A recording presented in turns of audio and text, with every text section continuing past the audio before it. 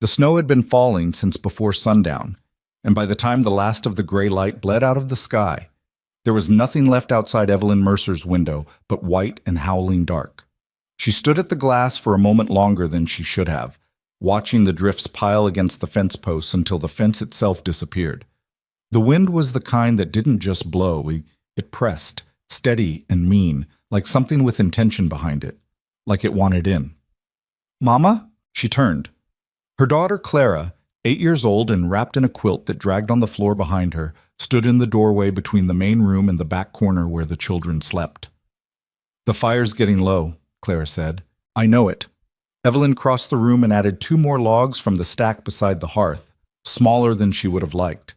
They were running short on everything: wood, flour, salted meat, lamp oil, running short on almost everything that kept a person alive in a January like this one. She didn't say that out loud. Clara was 8, but the girl had eyes that noticed too much, and Evelyn saw no point in handing fear to a child who was already carrying more than her share. "Where's your brother?" "Asleep." Clara pulled the quilt tighter. "He was crying again. I sang to him until he stopped." Evelyn looked at her daughter for a moment without speaking. 9 months since Thomas Mercer had gone into the ground, thrown from his horse on a dry August afternoon, head cracked on a stone, dead before she could even get to him. And this girl had taken on a kind of quiet she hadn't had before. Not broken quiet. Something older than 8 years had any right to be. "Come here," Evelyn said, and held out her arm. Clara came without hesitation and tucked herself against her mother's side, and they both stood there in front of the fire for a little while, not saying anything, listening to the blizzard throw itself against the walls. The cabin was small. Thomas had built it the first summer they came out, 1871, when they were young enough and foolish enough to think that wanting something hard enough made it possible. The walls were solid. He'd been good with timber, Thomas had.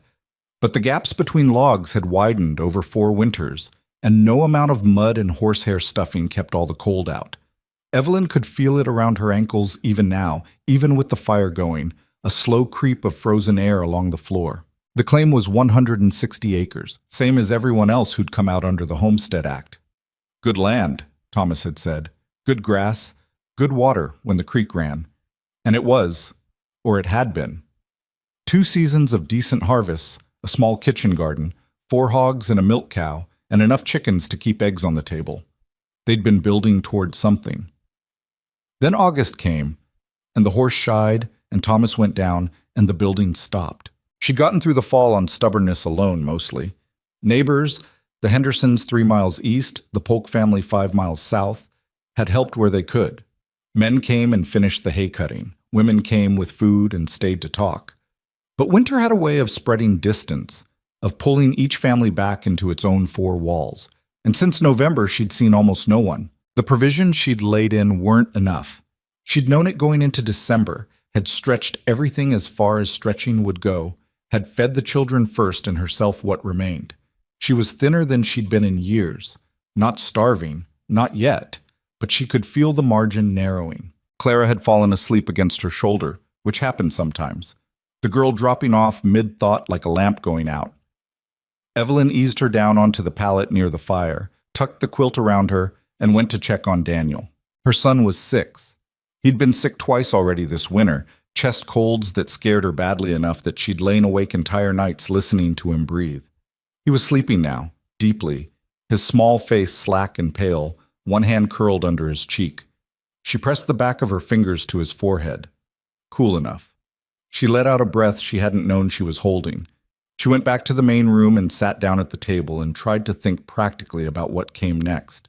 The flour would last another week, maybe 10 days if she was careful. The salt pork was nearly gone. She had dried beans, some cornmeal, a few jars of preserved vegetables from summer. If the storm broke in a day or 2, she might be able to get to the Hendersons. Margaret Henderson was a practical woman who didn't make a person feel ashamed for needing help, which was rarer than it ought to have been. But looking at the window, at the way the glass vibrated faintly in its frame, at the snow that had built up against the lower pane, she didn't think this storm was breaking in a day. She was still sitting there, turning the calculations over in her head, when she heard it.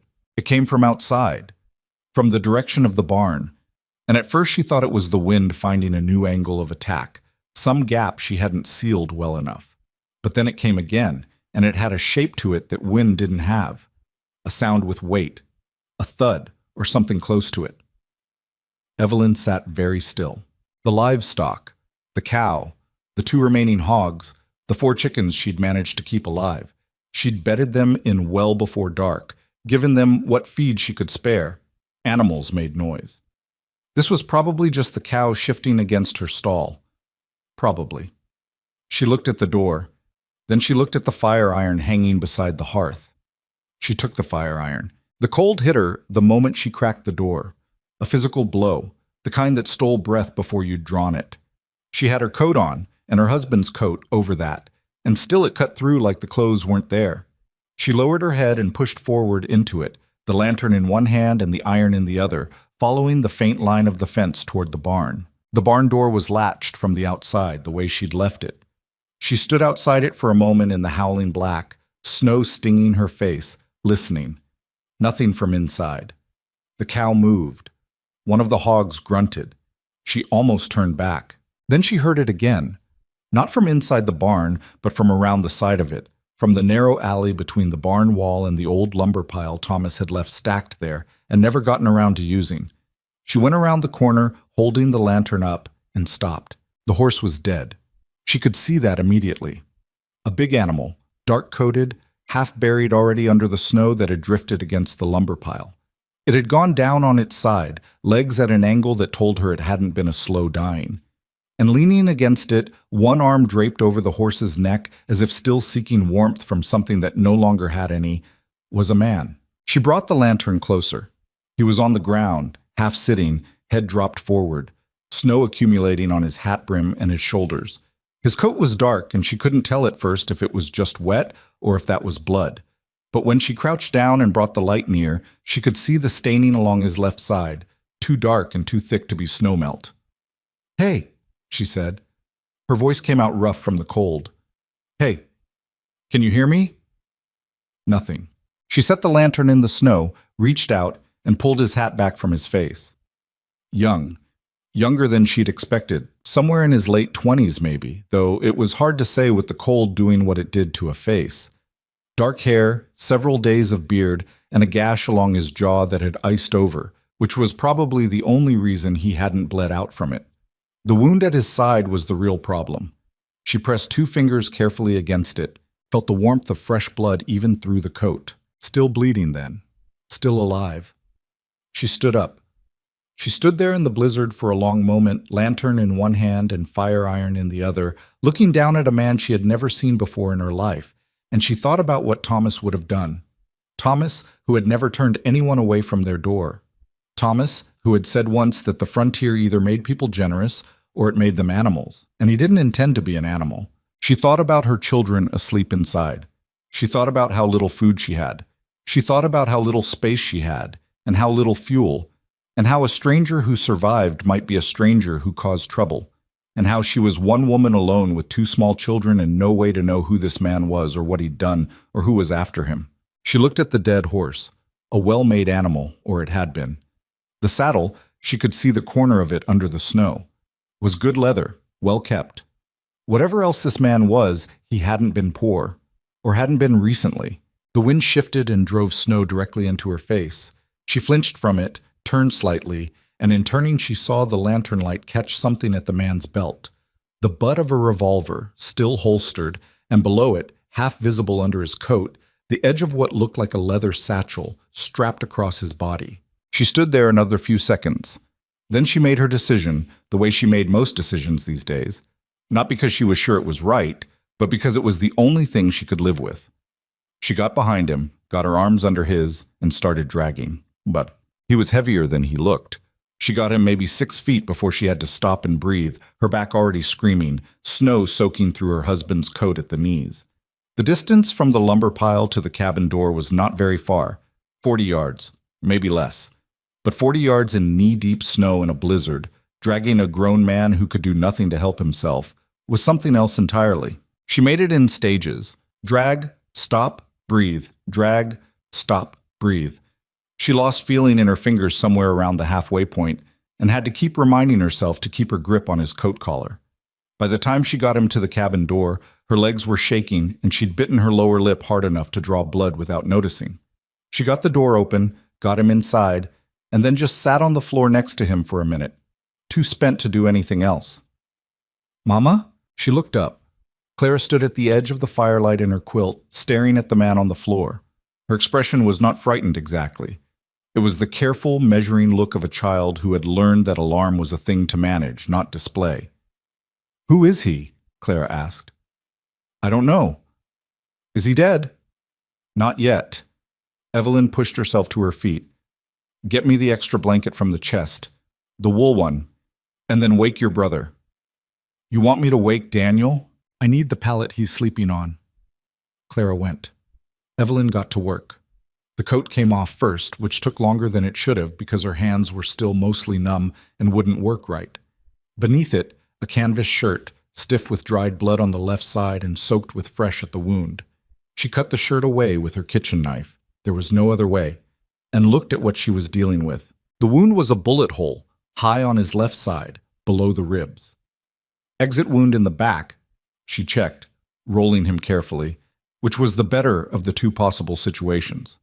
The bullet had gone through. Whether it had done fatal damage on the way through was a question she wasn't qualified to answer and couldn't do anything about regardless. She did what she could. She'd tended wounds before, not gunshots, but cuts and tears and one bad break when Thomas had caught his hand in the fence wire, and she knew the principles. Clean it, stop the bleeding, keep it from going to rot. She boiled water even though it cost her precious fuel. She used the last of the carbolic she'd had in the medicine box. She packed the wound with clean cloth and wrapped it tight, tight enough that the man made a sound even unconscious, a sharp exhaled groan that made both children flinch. "He's not going to die, is he?" Daniel asked. He'd come awake fast when Clara roused him, the way frightened children do, and he'd been watching the proceedings from a careful distance with his arms folded tight against his chest. "I don't know," Evelyn said, because she'd decided when Thomas died that she wasn't going to lie to her children about the hard things. "I'm doing what I can." She got him onto the pallet, close to the fire but not too close, got his boots off, good boots, nearly new, and covered him with the wool blanket. The gash on his jaw needed attention too, but when she got near it she could see it was already closed, sealed with cold, and she left it. Too much interference could be as bad as too little. Then she went through his coat pockets. She wasn't sure exactly what she was looking for. Identification, mostly, some sense of who she'd dragged into her home. What she found was $43 in paper money and coin, a folding knife with a bone handle, a small tin of tobacco, a brass compass with an engraved back she didn't try to read in the dim light, and a stub of pencil. The leather satchel was another matter. She'd noticed it when she first found him and hadn't been able to see it clearly since, but now she unbuckled it and looked inside. Papers. A considerable number of them, folded and wrapped in oilcloth to protect against the weather. She lifted the oilcloth carefully and looked at the top document, a legal form of some kind, dense with handwriting, with names and parcel numbers and what appeared to be county survey notations. She couldn't make full sense of it in her current state, too tired and too cold and too focused on the immediate problem of keeping this man breathing, but she could see enough to understand that these weren't casual papers. These were documents someone had gone to significant trouble to produce, and apparently someone had gone to significant trouble to stop this man from delivering them. She rewrapped the oilcloth, buckled the satchel closed, and set it aside where she could see it.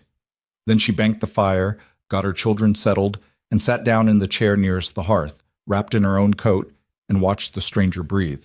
She didn't sleep. She told herself she was watching to see if the fever came or the breathing changed, which was true, but it was also true that she didn't entirely trust the man on her floor, unconscious or not. She was a woman alone in a blizzard with $40 in a tin and 2 children and a stranger bleeding onto her only spare blanket, and trust was a luxury that had become considerably more expensive since August. The fire crept lower. She added wood when she had to, watching the supply diminish. Outside, the blizzard didn't relent. Near what she guessed was 2 or 3 in the morning, the man spoke. Not words. At first, just sounds. Disjointed. The kind of thing a person produces when fever dreams meet semi-consciousness. She was at his side quickly, 2 fingers at his throat to check his pulse. Fast, thready, not as strong as she'd have liked, and she could feel the heat coming off him from 6 inches away. The fever had arrived, right on schedule. She got water into him in small amounts, tipping it carefully past his lips, most of it running down his chin. He swallowed some of it, which was a good sign. Then, without warning, his eyes opened. They were gray, she noticed. Dark gray, the color of the sky before a storm. Unfocused at first, moving without tracking, and then gradually steadying until they found her face. He stared at her for a long moment. Where? His voice was a wreck, barely more than a scrape of sound. He stopped, swallowed with what was clearly considerable effort, tried again. Where am I? My home, Evelyn said. You were outside my barn. Your horse was dead. He seemed to be trying to process this. His eyes moved to the low ceiling, then back to her. How long?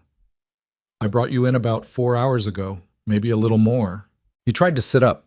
She put a hand flat on his chest and he stopped immediately, which told her more than he probably intended. He had nothing in him, no strength at all. Don't, she said. You've got a bullet wound in your side. It's packed and wrapped, but if you pull it loose, we're going to have a much worse night.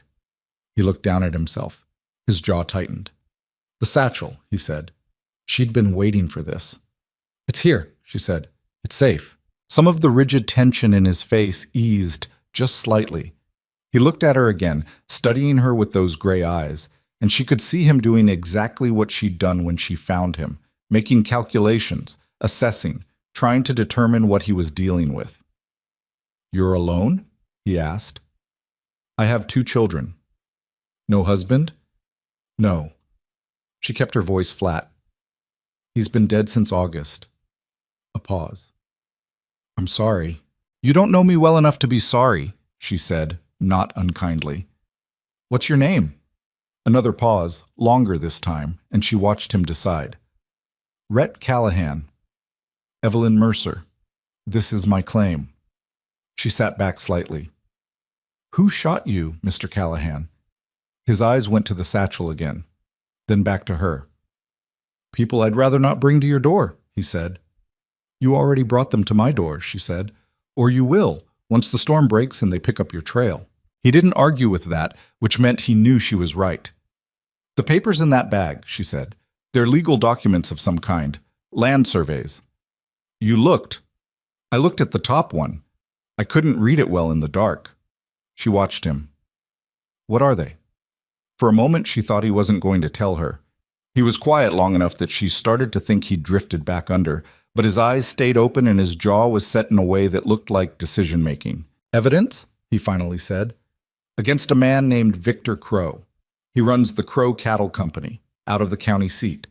For the last 3 years, he's been acquiring land, homestead claims mostly. Some of them purchased, some of them foreclosed, and some of them, he stopped, took a labored breath. Some of them taken by fraud, forged transfer documents, false sheriff's notices. Families told their claims failed when they hadn't, told they owed back taxes that didn't exist, run off their land before they understood what was happening. What it got tret akiti. Evelyn was quiet for a moment. How many families? She asked. Best count I have? 17, maybe more. He met her eyes. Including people who'd been on their claims for years, people who built things. Who are you? She asked. Are you a lawman? No. Something moved across his face. Not quite a smile, not quite bitterness. Something between the two. I was a land surveyor. Crow hired me 2 years ago to do legitimate survey work.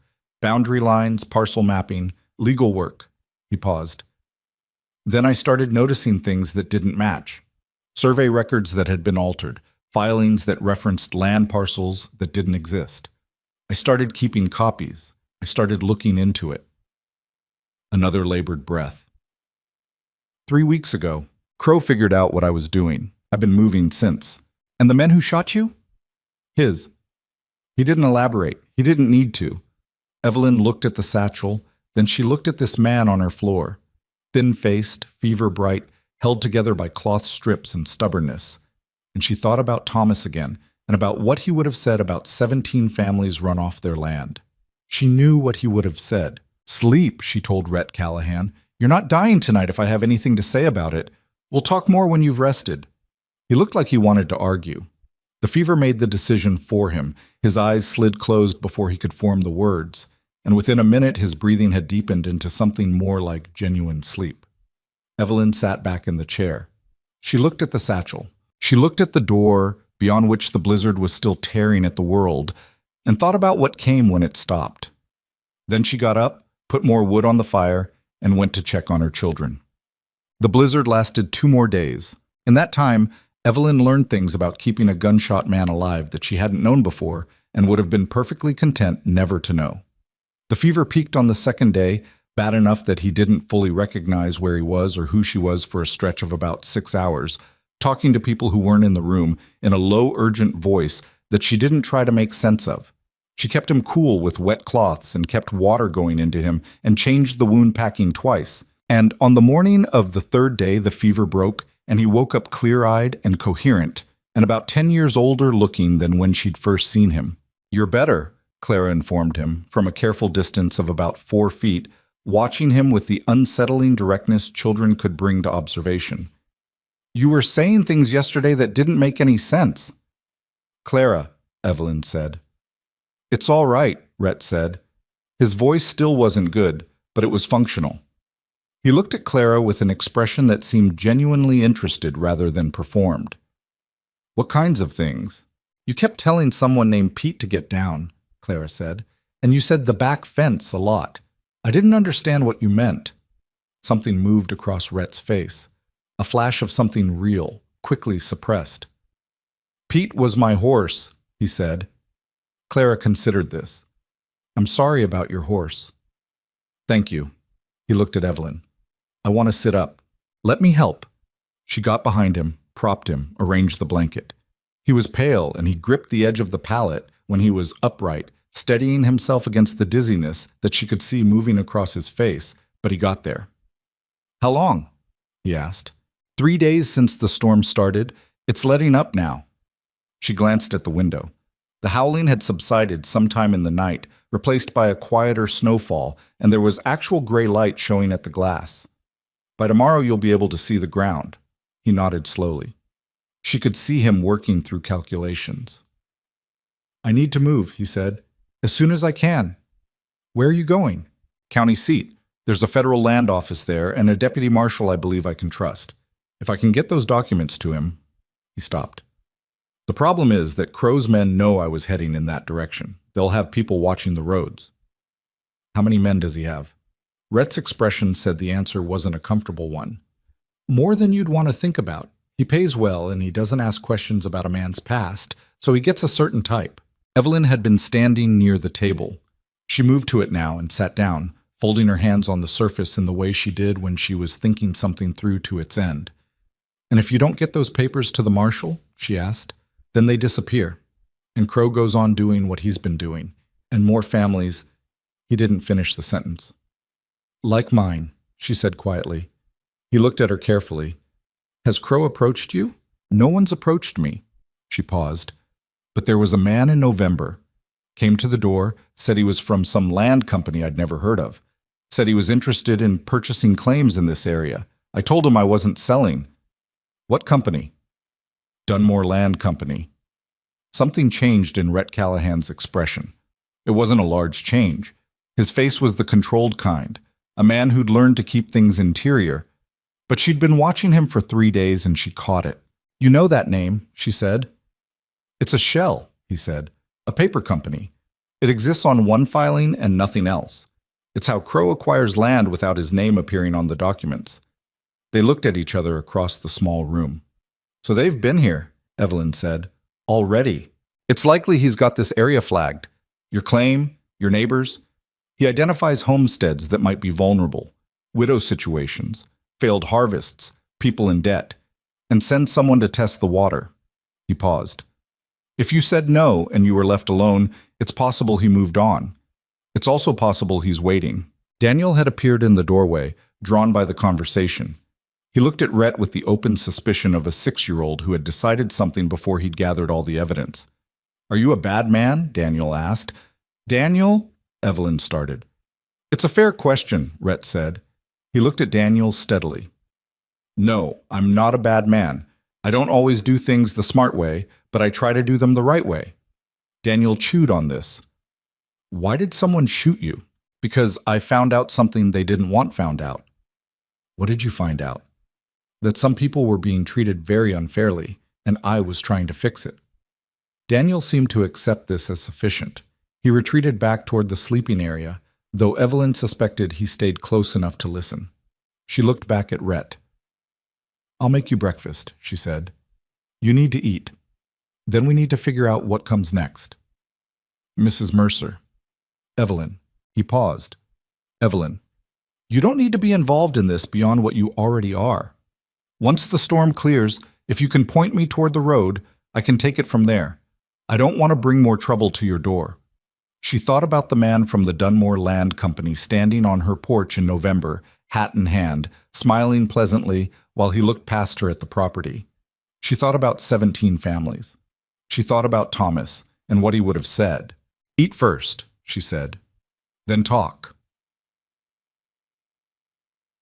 She made cornmeal porridge, thinner than she'd have liked, and she watched him eat it with the careful focus of a man who understood he needed fuel more than taste. He had the kind of discipline about it that she recognized.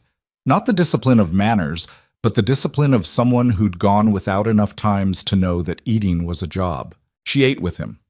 Clara ate. Daniel drifted in and ate 3 bites of his, and then forgot about it in favor of watching Rhett with the focused intensity children could direct at new things. Can you ride? She asked when the bowls were empty. Rhett considered the question with more honesty than she'd expected. Not well, he said. Not yet. The Hendersons are 3 miles east. They're good people. Margaret Henderson would help if I asked. I don't want to draw more people into this. More people are already in it, Evelyn said flatly. That's what you told me. 17 families. My neighbors. People in this valley. She set her bowl down. The question isn't whether people are in it, Mr. Callahan. The question is whether they know they're in it. Because if Crow has his eyes on this area and people don't know... She stopped. My husband used to say that ignorance was only a virtue if nothing was coming for you. Rhett looked at her for a moment. He sounds like he was a good man. He was. She picked up the bowls and moved them to the wash basin. He also would have told you to stop trying to carry this alone when there are people around you who have just as much stake in the outcome. A pause. You don't know me, he said. No, she agreed. I pulled you out of a snowdrift and kept you alive for 3 days, and I still don't know you well. But I know those papers exist, and I know what you told me about Crow, and I know that a man from a company I'd never heard of came to my door in November wanting to buy my land.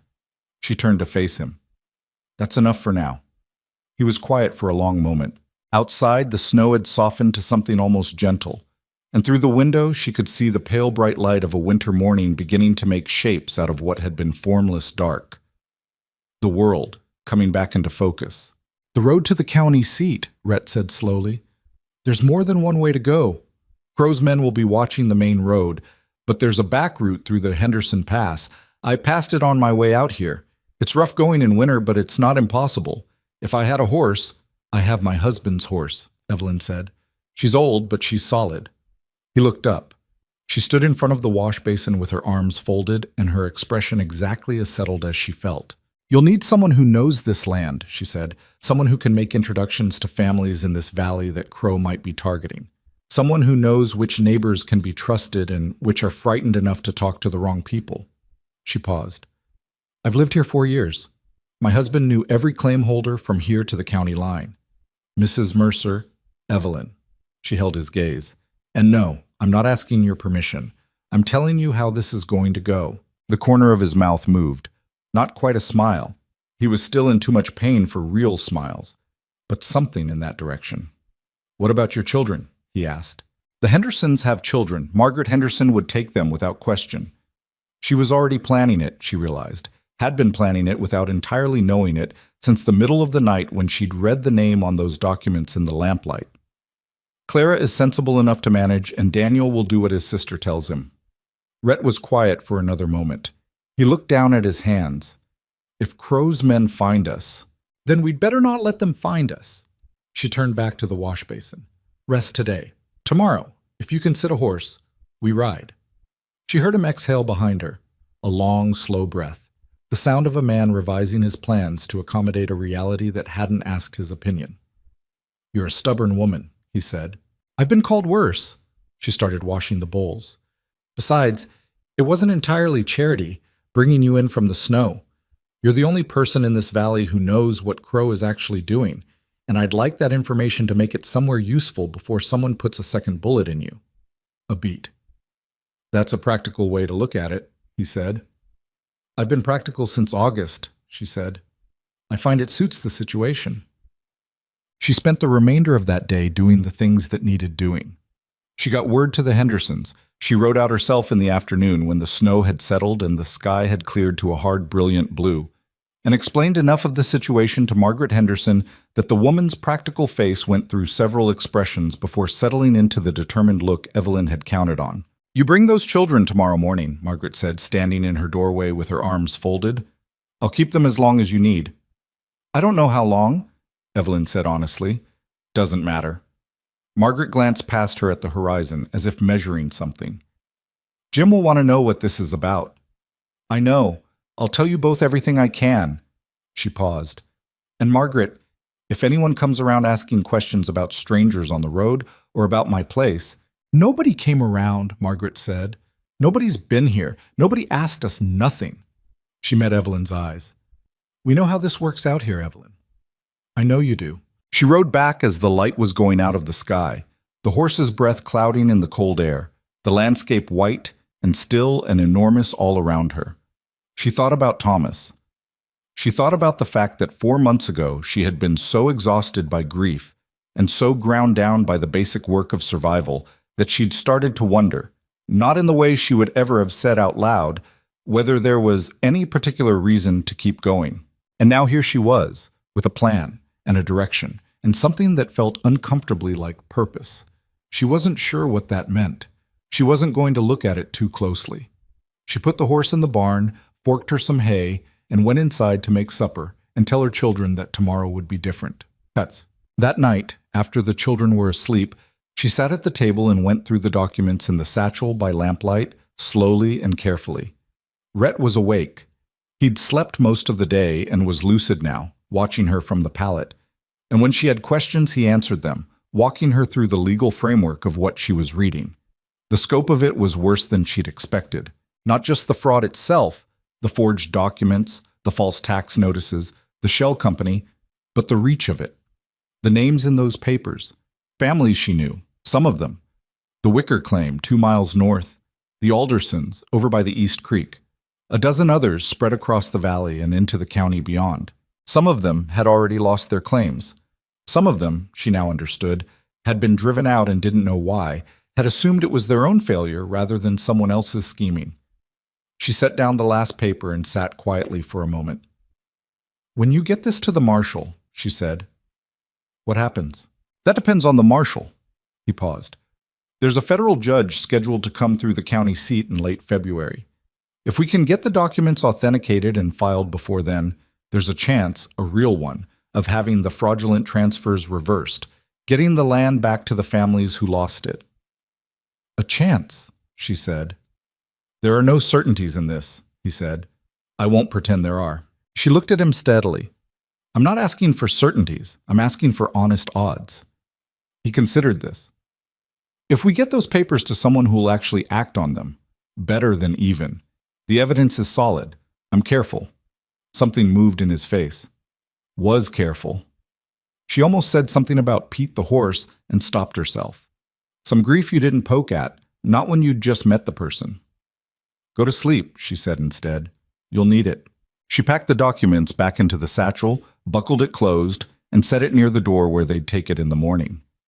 Then she looked at the fire, and at this stranger sleeping on her floor who had come out of the blizzard with evidence of something worth fighting, and at the document on the table that had a name on it she recognized, her neighbor's name, the name of a family she'd broken bread with. And she made the decision all the way to the bottom of it. She wasn't doing this for Rhett Callahan. She wasn't doing it for Thomas, or not only for Thomas. She was doing it because the man from the Dunmore Land Company had stood on her porch and looked at her claim with his pleasant smile, and somewhere in this valley there were families who hadn't said no in time, or hadn't known they needed to. She blew out the lamp. Outside, the snow lay clean and still and deep in every direction, and the stars were out for the first time in days, hard and cold and brilliantly indifferent. Tomorrow, they would ride. They rode out before first light. Evelyn had made that decision the night before and held to it, because daylight in open country with a man on a slow horse was a different kind of danger than darkness on a road she'd traveled 100 times. She knew the way to the Henderson place blindfolded, and from there, Rhett had described the back route well enough that she thought she could manage it. The main road was the faster way and the more visible one, and visible was the last thing they needed to be. Getting Rhett onto Thomas's horse was its own ordeal. He didn't complain. She was starting to understand that he wasn't a man who complained much, which was either a virtue or a problem depending on the context. But she could see what it cost him, the way his jaw locked and his shoulders went rigid when he lifted himself into the saddle. The wound was healing, or starting to. It wasn't healed. "You can tell me if you need to stop," she said. "I know." He gathered the reins, settled. "I'll tell you." She didn't entirely believe him, but she let it go. Clara stood in the Henderson doorway with Daniel pressed against her side, watching them prepare to leave. Daniel had cried, briefly and with the particular shame of a 6-year-old who understood that crying was happening and couldn't stop it. Clara had not cried, which worried Evelyn more. She went to them one last time, crouched down to their level. "I don't know how many days," she said. "You mind Margaret. You help with whatever needs doing. Clara, if Daniel gets difficult—" "I know," Clara said. "I know, Mama." Evelyn looked at her daughter's face, that old, careful face on a child's bones, and felt something in her chest that didn't have a clean name. "I'll be back," she said.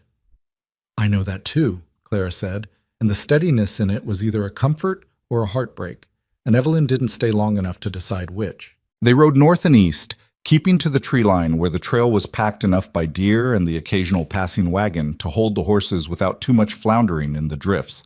The air was bitter, the kind of cold that dried the inside of your nose and made your eyes water constantly, and conversation was limited to necessity for the first hour. Evelyn watched the horizon. Rhett watched everything else. It was around the 2nd mile that he said quietly, "Someone's been through here recently." She looked where he was looking. Tracks in the snow, cutting across the trail at an angle, heading south. 2 horses, maybe 3, the prints deep and recent enough to still have clean edges. "Could be anyone," she said. "Could be." He didn't sound convinced, and she didn't try to convince him further. They both knew the math. The storm had ended less than a day ago. Traffic on these back trails in January was not a common thing. They moved faster after that, as fast as the snow would allow, which wasn't fast. The Henderson Pass, which wasn't really a pass, just a low spot in a ridgeline that locals had started calling that at some point, and the name had stuck, opened into a long descent toward the valley floor, and the road that led eventually to the county seat. Evelyn had come through it twice before, both times in better conditions. The snow had drifted on the western face, and they had to dismount and lead the horses through one particularly unpleasant stretch. Evelyn sinking to her thighs while Rhett, still on foot beside her, moved carefully and said nothing about the fact that every step was visibly costing him. On the other side, where the ground flattened and the trees opened up, he stopped. "I need a minute," he said. Not asking, just stating, "Take it." He sat down on a fallen log with the careful deliberateness of someone managing pain, and she pretended to check the horses while he got his breathing back under control. She'd known men who would have rather fallen off their horse than admit to that kind of need. The fact that he'd said it at all was something. "There's a town called Ridgeback about 8 miles from here," he said, when his color had come back to something approximating normal. "Small. A general store, a livery, a saloon that doubles as a boarding house. I need to get something there before we go to the marshal." She turned.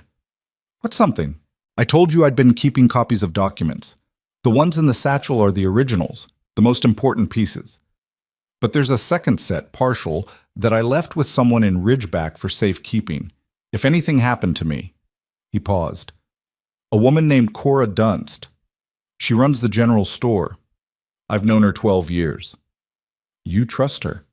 As much as I trust anyone. She considered this. 8 miles in this terrain would take most of the day. And if Crow's men are watching Ridgeback? Then we're careful. He met her eyes. The partial copies aren't essential if we already have the originals, but they're corroborating. If Crow's lawyers try to challenge the authenticity of the documents, and they will, that's exactly what they'll do. Having a second set in a separate location, held by an independent party, makes that argument harder to run. She couldn't argue with the logic. She didn't try. All right, she said. Ridgeback first, then. They came into Ridgeback from the north side, which was the less traveled approach, and put them on a street behind the main building line. Evelyn had been through the town twice, once with Thomas to pick up a piece of machinery he'd ordered, and once on her own to send a letter, and she had a general sense of its layout. Small, quiet. The kind of place where a stranger got noticed. They left the horses at the livery on the edge of town, in a stall at the back, and walked. Rhett pulled his hat down and moved with the slightly hunched, unremarkable posture of a man trying not to be looked at. He was reasonably successful at it. The general store occupied a squat building on the main street with a porch that needed new boards and a window display of winter goods that hadn't changed, from the look of it, since October. A bell above the door announced them when they entered. The woman behind the counter looked up. She was somewhere in her 50s, lean and brown-haired, gone gray at the temples, with the direct, undecorated gaze of someone who'd run a business alone for a long time and didn't have patience for theater. Her eyes found Rhett, and something moved in her face. Relief and worry arriving simultaneously, the way they did when someone you'd been anxious about turned up alive but looking worse than you'd hoped. "You look terrible," she said. "Good to see you too, Cora." "I heard you'd been shot." She came around the counter. There were no other customers in the store, which was a mercy. "I heard it from Ed Finley, who heard it from someone on the Crow payroll, which means I mostly discounted the specifics but took the general shape of it seriously." The general shape was accurate. He pulled his coat aside enough to indicate the bandaging at his side, and she looked at it with the sharp clinical eye of someone who'd dressed enough wounds to know what she was seeing. "Whoever rapped that knew what they were doing," she said, and looked at Evelyn. "This is Evelyn Mercer," Rhett said. "She's the reason I'm upright.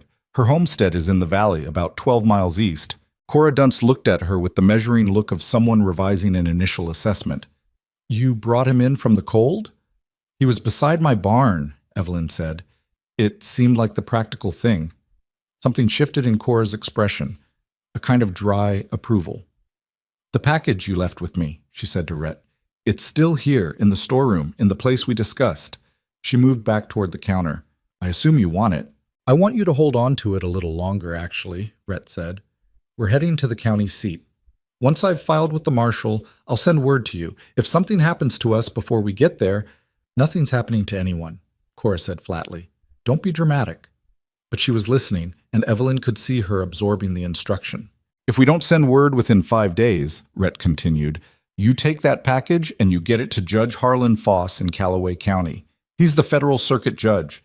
He'll be in the county seat for his February session, but his home court is Callaway. Do you understand?"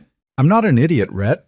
Cora's voice was tart, but underneath it was the particular steadiness of someone who had just accepted a responsibility and already meant to carry it. 5 days, Judge Foss in Callaway, if I don't hear." "That's it." She looked at him for a moment. "You should eat something before you go, both of you. You look like winter happened to you personally." They ate at the small table in the back of the store that Cora apparently used for her own meals.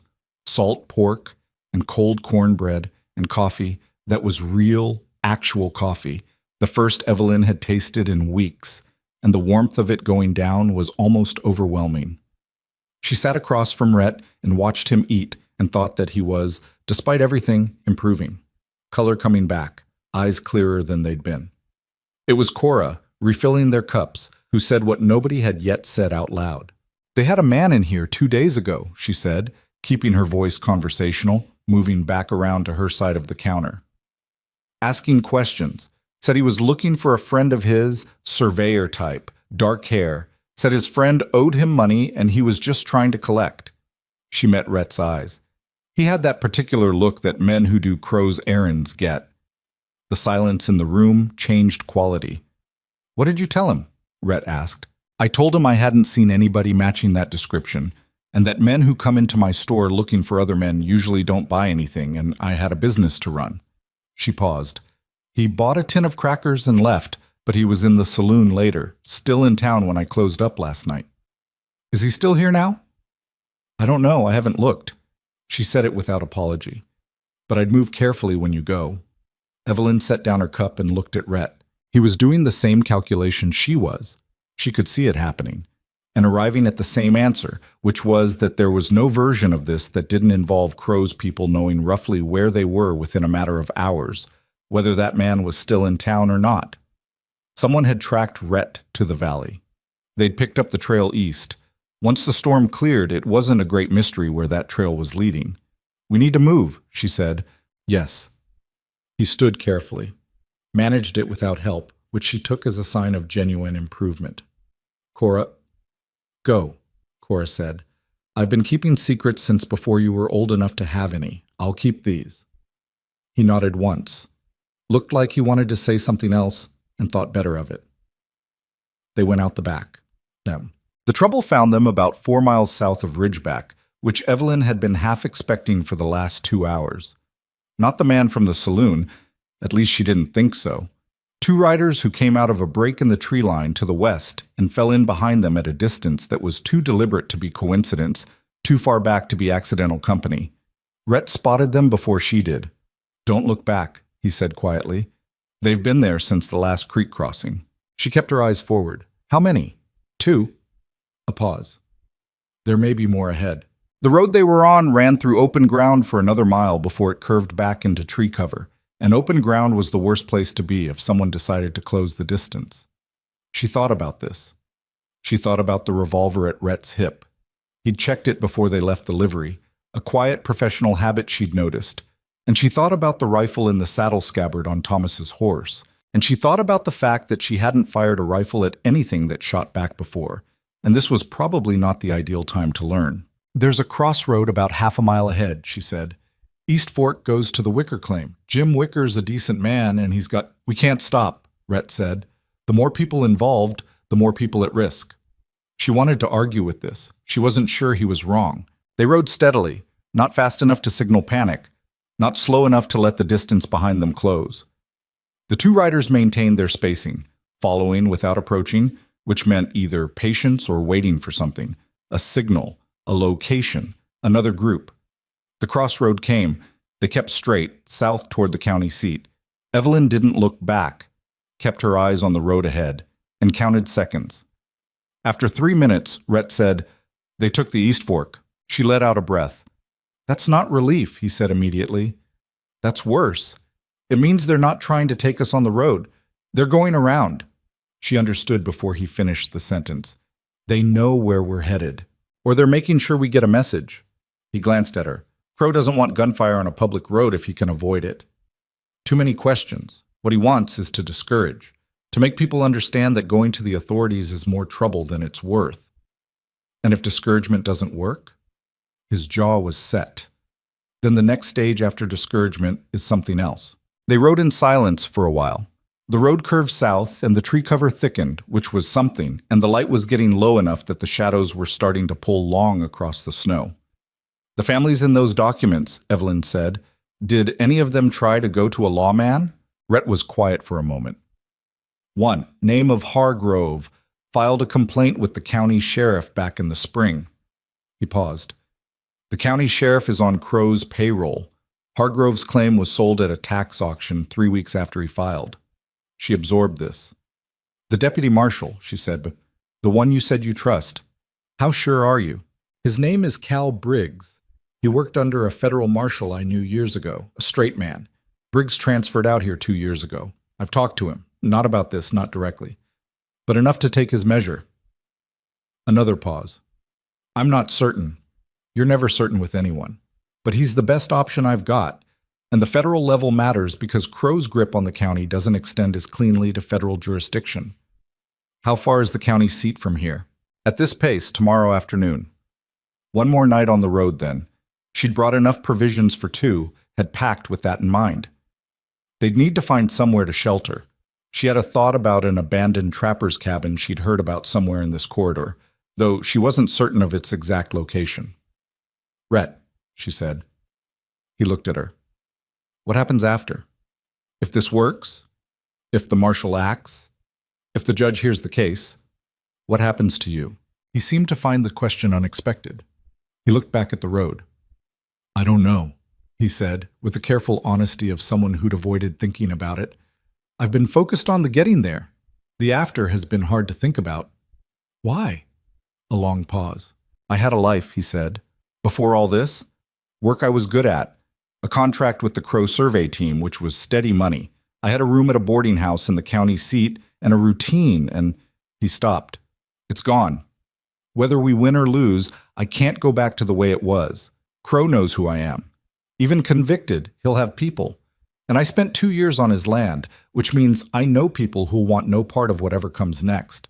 She thought about this, about the particular loneliness of it, not the dramatic loneliness, but the practical kind, the kind that came from having burned a path behind you that you couldn't walk back on.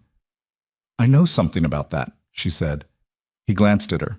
"When Thomas died," she said, "I spent about a month trying to figure out how to go back to the way things were. Making his coffee in the morning out of habit. Planning the spring planting the way we'd always planned it together." She watched the road ahead. "Eventually I understood that the before was over. That wasn't the same thing as the after being bad. It was just different. Everything after is different." He didn't say anything for a while. "You're a practical woman," he finally said. "I keep hearing that." Something moved in his face that was closer to a real smile than anything she'd seen from him yet. It changed him, made him look younger and tired and more real. "The people in this valley," he said, "the families whose names are in those documents, some of them don't know yet what was done to them. What I've never been able to figure out is how you tell someone that the thing they thought was their own failure was actually someone else's crime, whether that makes it better or worse." She thought about the Aldersons who'd packed up last October and gone back east, defeated, talking about how they just hadn't been cut out for the frontier life. She'd thought they were probably right. She'd watched them go and felt a vague sadness and then gotten on with her own problems. "Worse and better at the same time," she said. "It's not their fault. That matters. But it also means they lost something they didn't have to lose, and knowing why doesn't give it back." "No," he said. "It doesn't." They rode another mile in the darkening afternoon, and then Evelyn said, "There's a creek crossing ahead. Beyond it, if I'm right, there's a stand of cottonwoods about a quarter-mile east that would give us cover to camp. I'd rather not be on an open road after dark." "Agreed." "Can you manage the crossing?" He looked at the creek as they approached it, shallow, mostly frozen at the edges, moving dark water in the center channel. "Yes," he said. And this time, she believed him. They made camp in the cottonwoods, which turned out to be a decent spot. The trees broke the wind on 3 sides, and there was a deadfall she could strip for firewood. Rhett unsaddled both horses without being asked, and she didn't comment on the pace at which he did it, which was slower than it would have been for an uninjured man, but functional. He knew what he was doing with horses, she noticed. Patient with them. That tended to say something about a person. She built a small fire, small enough to give heat without broadcasting much light through the trees, and they ate from what she'd packed: dried meat, hard biscuits, apples that had kept surprisingly well in the cold, and sat across the fire from each other in the way that people who've been thrown together by circumstance sit, aware of the strangeness of it, too practical to do anything other than get on. "Tell me about your family," she said, not because she was making conversation exactly, but because she'd been thinking about it and thought she'd rather know. He looked up from the fire. "Why?" "Because I've been alone with you on a road for most of a day, and I know what you do for work and who's trying to kill you and nothing else." He looked back at the fire. "Not much to tell. My father ran cattle in the Texas Panhandle. I grew up doing that until I was about 17 and realized I didn't want to spend my life smelling like cattle. I had a facility for mathematics, for maps, took a surveying apprenticeship and moved on." He paused. "My father died some years back. Mother before that. I have a sister in Kansas, married, 3 children. We correspond." "That's it?" "I was engaged once," he said, and then didn't say anything else for a moment. It didn't come to the right end. She was from a town family. I was always going to be somewhere different than where I was. He turned the piece of dried meat in his hand. It wasn't bad blood. We just wanted different things, and it took us too long to figure that out. Evelyn thought about Thomas and about the way he used to fall asleep in the chair after supper and then insist he'd only been resting his eyes. Marriage is hard to get right, she said. Was yours? Most of the time, she said, and meant it. We fought. Especially the second winter when everything was harder than we'd thought it would be and we were too tired to be kind to each other. But we worked through it. He was... She stopped, looked at the fire. He was a good man who tried hard and sometimes fell short and always got back up. That's probably the best you can say about anyone. It's enough, Rhett said quietly. It was a strange sort of intimacy, sitting across a small fire in a stand of winter cottonwoods, with a man she'd known less than a week, talking about people they'd lost. But it didn't feel wrong. It felt like the kind of conversation that happened when the ordinary scaffolding of social life got stripped away and people were left with just the actual things. She let it sit for a while without filling it. The fire popped. An owl moved somewhere in the trees above them, a soft disruption of branches, and settled. Crow's men, she said eventually. The two who followed us today. They'll report back. Yes. He'll know we're heading to the county seat. He already knows. He knew as soon as I ran. Rhett looked at the fire. The question he's trying to answer is whether we get there before he can do something about it, and whether if we do, it'll actually matter. Will it? I think so. He met her eyes across the fire. I have to think so. Otherwise, what was the point of any of it? She understood that. The particular human need to believe the cost of something wasn't wasted. She'd felt it herself, sitting in the cabin in October watching the crops come in smaller than they needed to be, telling herself that it was worth it, that Thomas's work and her work and the children's work all meant something, that you didn't just build something and have it come to nothing. Tell me about Crow, she said, who he actually is, not just what he's doing. Rhett was quiet for a moment. He came to this territory about 10 years ago, he said, started with a small cattle operation. Genuinely started small from what I've been able to piece together. He wasn't always rich. He was shrewd, though. He understood land in a way that most cattlemen didn't, understood that the real money wasn't in the cattle, it was in controlling the water and the grass. If you own the right parcels, you control access to everything that matters. And the homesteaders were in the way. Exactly. The Homestead Act opened up land that the big operators had been grazing on for free. Suddenly, there were fences and claims and families who had legal right to parcels that Crow needed. He paused. Most people in his position found ways to work around it, or bought people out fairly. Crow found a cheaper way. He's smart, Evelyn said, not admiringly, just acknowledging it. He's very smart, and he's patient, and he has a lawyer named Ashwick who is possibly smarter than he is, which is the part that worries me most. Ashwick will be the one trying to dismantle the documents in court. He'll look for procedural errors, chain of custody problems, anything to exclude evidence. Rhett paused. Which is why the second set with Cora matters. Which is why the witnesses matter. People who can speak to what happened to them directly, not just what the papers say. She was ahead of him. The families in this valley, she said. The ones still here. The ones who were approached and didn't understand what was happening. If they testified, it would be considerably harder to argue the documents were isolated fabrications. He looked at her carefully. I've been thinking about that. Getting people to come forward is, I know these people, she said. I know which ones will stand up and which ones are too afraid. My husband knew them better. She paused. I know who to talk to. He was quiet for a moment. It's one thing to ride with me to the county seat, he said. Witnesses, organizing. That's a different kind of involvement, Evelyn. That's putting yourself in the middle of this for weeks, maybe longer. Your children... My children are safe with Margaret Henderson. She kept her voice level. And this valley is where I live. These are my neighbors, some of them. If Crow is looking at this land, then he's looking at my claim. He's looking at the Henderson claim and the Wicker claim and every other family along that creek. She held his gaze. You asked me earlier whether I understood the risk. I understood it when I dragged you out of the snow. The risk was already there. I just didn't know its name. The fire had burned low. She put another piece of the deadfall on it, and sparks drifted upward through the cottonwood branches, orange against the black. "The satchel," she said. "Is it safe where we have it?" "I sleep with it," he said simply. She almost laughed. Didn't quite. Good. She arranged her bedroll and got into it, keeping her coat on, her back to one of the larger cottonwood trunks. The cold was serious but manageable with the fire, and she'd slept in worse conditions than this over 4 winters on the claim.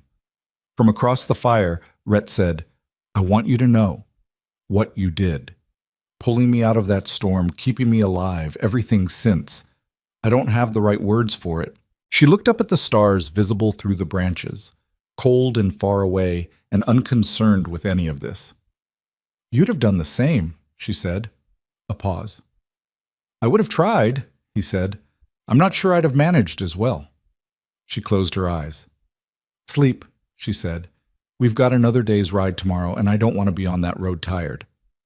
He was quiet, and then after a while his breathing changed, and she thought he'd actually taken her at her word for once. She lay there for a while longer, listening to the horses move and the fire settle, and she thought about the county seat and the marshal and 17 families and the name Dunmore Land Company spoken pleasantly on her porch by a man with a pleasant smile. Tomorrow, then. She slept.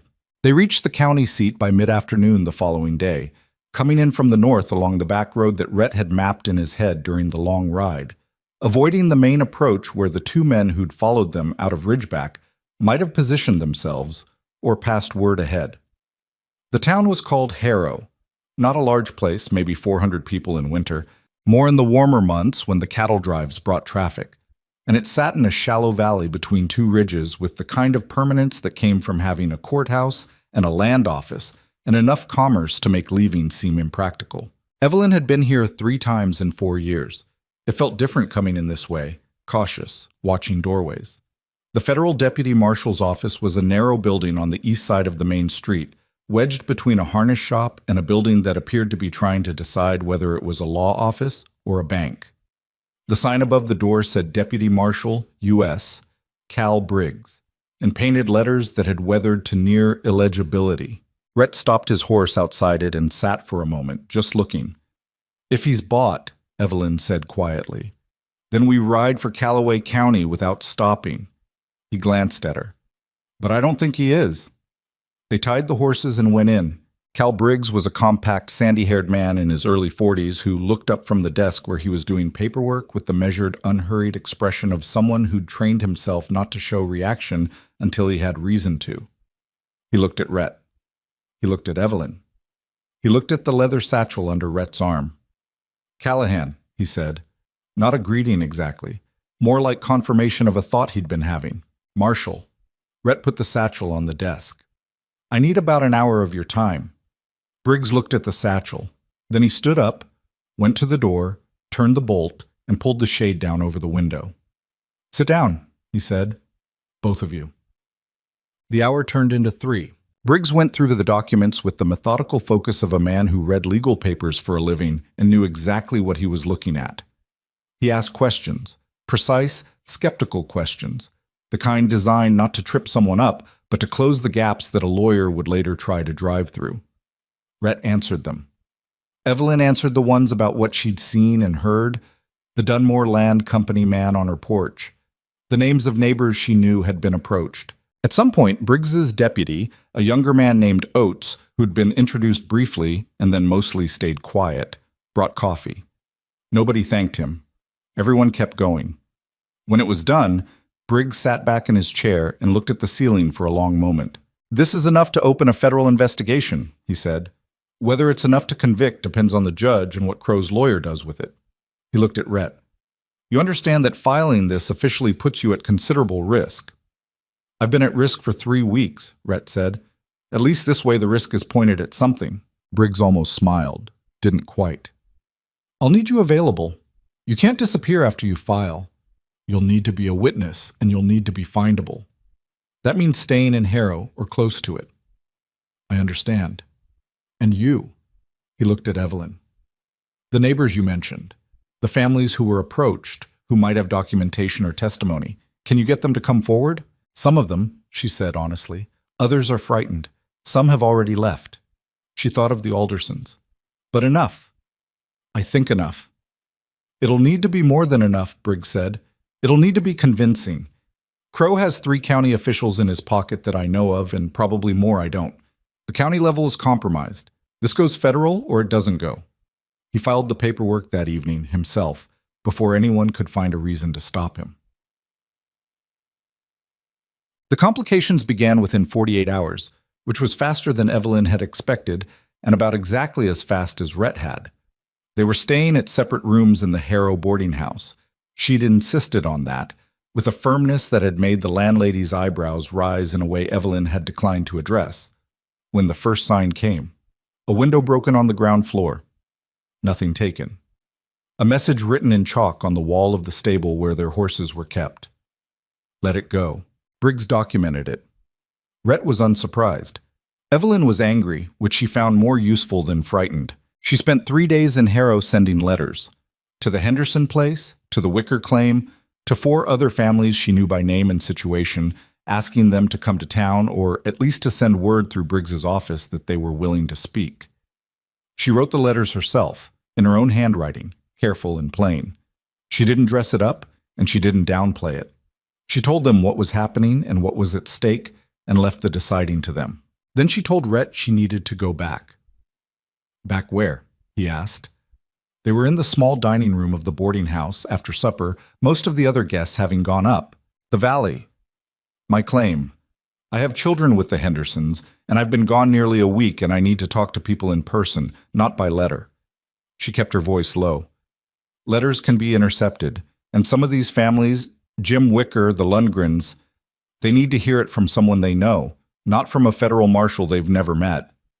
It's not safe. Harrow isn't safe either. She nodded toward the window. Let it go. At least in the valley, I know the roads. He didn't like it. She could see him not liking it, and she gave him the time to work through it without rushing him, because she'd found that worked better than argument with a man who was used to thinking problems through. I'm coming with you, he said. Briggs needs you here. Briggs needs me alive. He met her eyes. And you going back into that valley alone, with Crow's men already knowing you're involved? That's not something I'm going to let happen without at least the argument. You've made the argument, she said. Now let me make mine. If we both go back, there's no one in Harrow keeping this moving. Briggs is solid, but he needs pressure maintained. Someone needs to be here when those letters get answered. She paused. I'll take Oates. Briggs's deputy? He's young, but he's capable. And he's federal, which means something if Crow's men try anything overt. She watched him. I'll be back within the week. I'll bring whoever I can. He was quiet for a moment. You're going to do this whether I agree or not, he said. Yes.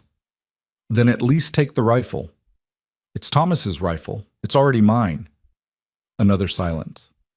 Be careful, he said, and it came out with more weight behind it than the words strictly contained, the kind of weight that accumulates when people have been through something together and haven't yet found the language for what that means. Always, she said, which was not precisely true, but was the right answer. She left the next morning with Oates, who was 26 and earnest and moved through the world with the barely contained energy of someone who hadn't yet been disappointed enough times to learn restraint. He wasn't bad company. He asked good questions and listened to the answers, which was rarer than it should have been. The valley looked the same as she'd left it. Snow still deep, sky that flat white of midwinter, the familiar shape of the hills she'd looked at every day for 4 years. Her claim, when they reached it, stood silent and intact. Nobody had been through it that she could see. No signs of disturbance. The barn was as she'd left it. She stood outside the cabin door for a moment before opening it. Inside, the smell of wood and cold, and the particular emptiness of a place that hasn't had people in it. She built a fire and stood in front of it until some of the cold left her bones, and then she went to get her children. Clara and Daniel came across the Henderson yard at a run. Well, Daniel ran, arms out, crashing into her at the knees with enough force to nearly take her down. Clara walked, which was almost worse, because the walk was the walk of someone who'd been holding themselves together and was only now starting to let the seams relax. Evelyn held them both until Daniel started to squirm, and then she kept holding Clara another moment. Were you scared? She asked. Some, Clara said against her shoulder, then pulling back, composing herself. Are you done? Not yet. Clara absorbed this. How much longer? I don't know exactly, but I'm here now, and tomorrow I need you to come with me to talk to some people. Clara looked at her with those old 8-year-old eyes. What people? Neighbors, Evelyn said. People who need to hear something important. She spent 2 days moving through the valley, sometimes with Oates, sometimes alone on horseback, stopping at claims she knew. The conversations were not easy. Some people slammed doors in her face, not many, but enough to remind her that fear was a reasonable response to what she was asking. Others listened with the tight, controlled expression of people who'd already suspected something was wrong and hadn't wanted to be right. Jim Wicker listened for 45 minutes, standing in his barn because his wife didn't want the children to hear, and then said, I knew something wasn't right with that tax notice. I knew it. I paid it because I didn't know what else to do, but the numbers didn't add up. That notice may have been fraudulent, Evelyn said. We can't know for certain until a federal examiner looks at the county records, but Rhett Callahan's documents suggest it. Wicker was a big man, the kind of big that came from work rather than size, and he stood with his arms folded and his jaw working. You're asking me to go to Harrow and say this in front of a lawman, he said. I'm asking you to tell the truth about what happened to you, she said. That's all? He looked at her for a long time. My wife, he said. What about... I'm not asking her to come. I'm not asking your children. Just you. Just the truth about that tax notice and anything else you remember about anyone approaching you. He agreed.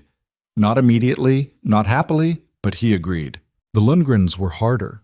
Old Matthias Lundgren had seen more than Jim Wicker and had more reason for caution. He'd been in the valley longer, had watched the Aldersons leave, had watched 2 other families before them pack up under circumstances he'd never quite understood. He sat across from Evelyn at his kitchen table, and his wife Britta brought coffee, and then stood at the kitchen door and listened to all of it. If we go forward, Matthias said, if we stand up and say these things, what stops Crow from coming after us directly? The federal filing, Evelyn said. If anything happens to witnesses after a federal complaint is filed, it becomes evidence of obstruction. It makes Crow's situation considerably worse. Considerably worse, Matthias repeated flatly. That's not protection. No, she said. It isn't. I won't pretend it is. Britta spoke from the doorway. Are you afraid? Evelyn looked at her. Yes. Are you going forward anyway? Yes. Britta and Matthias looked at each other with the communication of people who've been married long enough to hold whole conversations in a glance. Then Matthias turned back to the table. We'll come, he said. She was on her way back to the cabin, late on the second evening, Oates riding a few lengths behind her when she smelled the smoke. At first she thought it was a chimney, someone's stove, the ordinary smell of a winter evening in the valley. But it had a different character to it, thicker and wrong-directioned for any chimney she knew in this stretch of road. And when she crested the small rise that looked down toward her property, she saw the orange light against the sky and understood what she was looking at. The barn was on fire. She put her heels to the horse before the thought was even fully formed, Oates shouting something behind her, and covered the quarter-mile to the property gate in a flat run that the old mare hadn't been asked for in years. The barn was well alight by the time she got there. The back half of it, flames already through the roof on the east side, the horrible sound of burning timber and the screaming of the cow inside. She was off the horse and at the barn door before Oates caught up with her. The livestock, she started. Don't go in there. He grabbed her arm. Mrs. Mercer, don't go in. The cow is... Listen to me. His voice was sharp. This fire didn't start by itself. Whoever set it may still be... The shot came from the tree line to the north. It hit the fence post beside her head and showered her with splinters, and she dropped without deciding to, down behind the water trough, and Oates was already low and moving, drawing his sidearm, putting himself between her and the tree line. 2 more shots, fast, both high. Warning shots, or poor aim in the dark. She couldn't tell which. She had the rifle off her back somehow, the instinct of it surprising her, and she was working the lever when a 3rd shot came closer, much closer, and she heard Oates make a sharp sound. Oates! She scrambled toward him. Oates, are you... Arm, he said through his teeth. Left arm. Not bad. Don't. He pushed her back. Stay down. She stayed down, but she had the rifle up and her eyes on the tree line, and when she saw movement, a shape, a horse shifting, she fired. Not at the shape directly, because she didn't know who it was, and darkness and distance made certainty impossible, but close enough to it that the horse shied visibly. Voices from the tree line, 2, maybe 3 men, and then hoofbeats, receding north. Evelyn stayed behind the trough until the hoofbeats were gone, which was longer than her instincts wanted, because instinct said the cow was still screaming and the barn was still burning and there were things to be done. Oates was putting pressure on his arm with his other hand, jaw locked, saying nothing useful. "Can you ride?" she asked. "Yes." "Then I need you to go to Wicker. He's 3 miles east. Tell him what happened and tell him to get word to Briggs." "I'm not leaving you here alone. I'm not alone." She was on her feet, moving toward the barn. "I'm in my own yard, and those men are gone, and the barn is burning. Go." She got the barn door open, and the smoke hit her like a wall. She pulled her coat up over her mouth and went in low, found the cow's stall by sound, got the rope, and got the animal out of the building through a combination of pulling and what she could only describe afterward as shouting, which she'd never thought of as a useful tool, but turned out to have some effect on panicked livestock. The chickens she couldn't save. The structure itself she couldn't save. She got the cow clear, got the 2 hogs out through the side door, terrified, shrieking, but alive, and then she stood back and watched the barn burn down. It took most of the night. She sat on the fence rail with Thomas's rifle across her knees and watched the building her husband had put up in the summer of 1871 come down in a long orange collapse, and she felt something that wasn't quite grief and wasn't quite rage but contained elements of both. A tired, bone-deep anger, the kind that didn't have anywhere specific to go and so just sat in you, heavy, and made everything taste like ash. She thought about the man from the Dunmore Land Company and his pleasant smile. Let it go. She hadn't, and so this was the response. Not a direct confrontation, Crow was too careful for that, but a demonstration. This is what we can do to you while you sleep. Imagine what comes next if you keep pushing. The cabin was untouched, she noticed. Deliberate. They could have burned that too, could have burned everything, but they'd chosen the barn. Enough to hurt, not enough to make her a martyr. Crow was thinking ahead, which meant he wasn't panicking, which meant he thought he still had room to maneuver. She was still sitting on the fence rail when Wicker arrived with 2 of his hands and Oates, arm wrapped in a cloth, looking pale and furious. Behind them came the Lundgrens, which surprised her, and then a 4th wagon she didn't recognize in the dark. People coming toward a fire to help. Just what people did. "The animals?" Wicker asked. "Cow and hogs made it." She climbed down from the rail. Her legs were stiff from the cold and the sitting. Chickens didn't. Wicker looked at what remained of the barn, embers and shape, the skeletal upright still standing in a few places like blackened teeth. His expression was closed and hard. "This is what they do," he said, mostly to himself.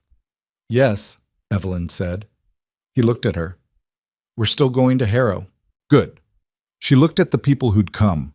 Wicker's men, the Lundgrens, the wagon she didn't know, which turned out to be a family named Purcell, who'd seen the light on the horizon and come to find out what was burning. She looked at them all in the dying firelight.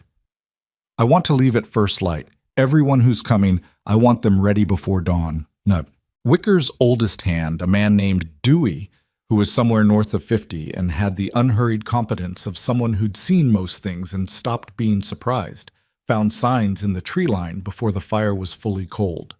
3 horses, distinctive shoe on one of them, a slightly offset nail pattern on the left rear. He pointed it out to Oates, who had Wicker's wife redress his wound and then wrote the description in his notebook with his good hand. "Whoever sets the shoe," Dewey said, "the smith'll know." "If it was done locally," Oates said. "Work like that has a local quality to it," Dewey said.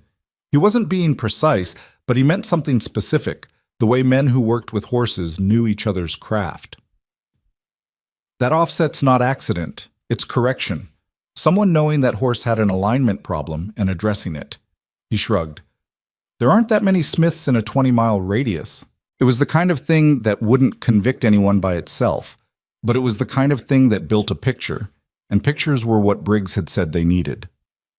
Evelyn slept 2 hours before dawn, on her own pallet in her own cabin with the rifle beside her. She didn't undress.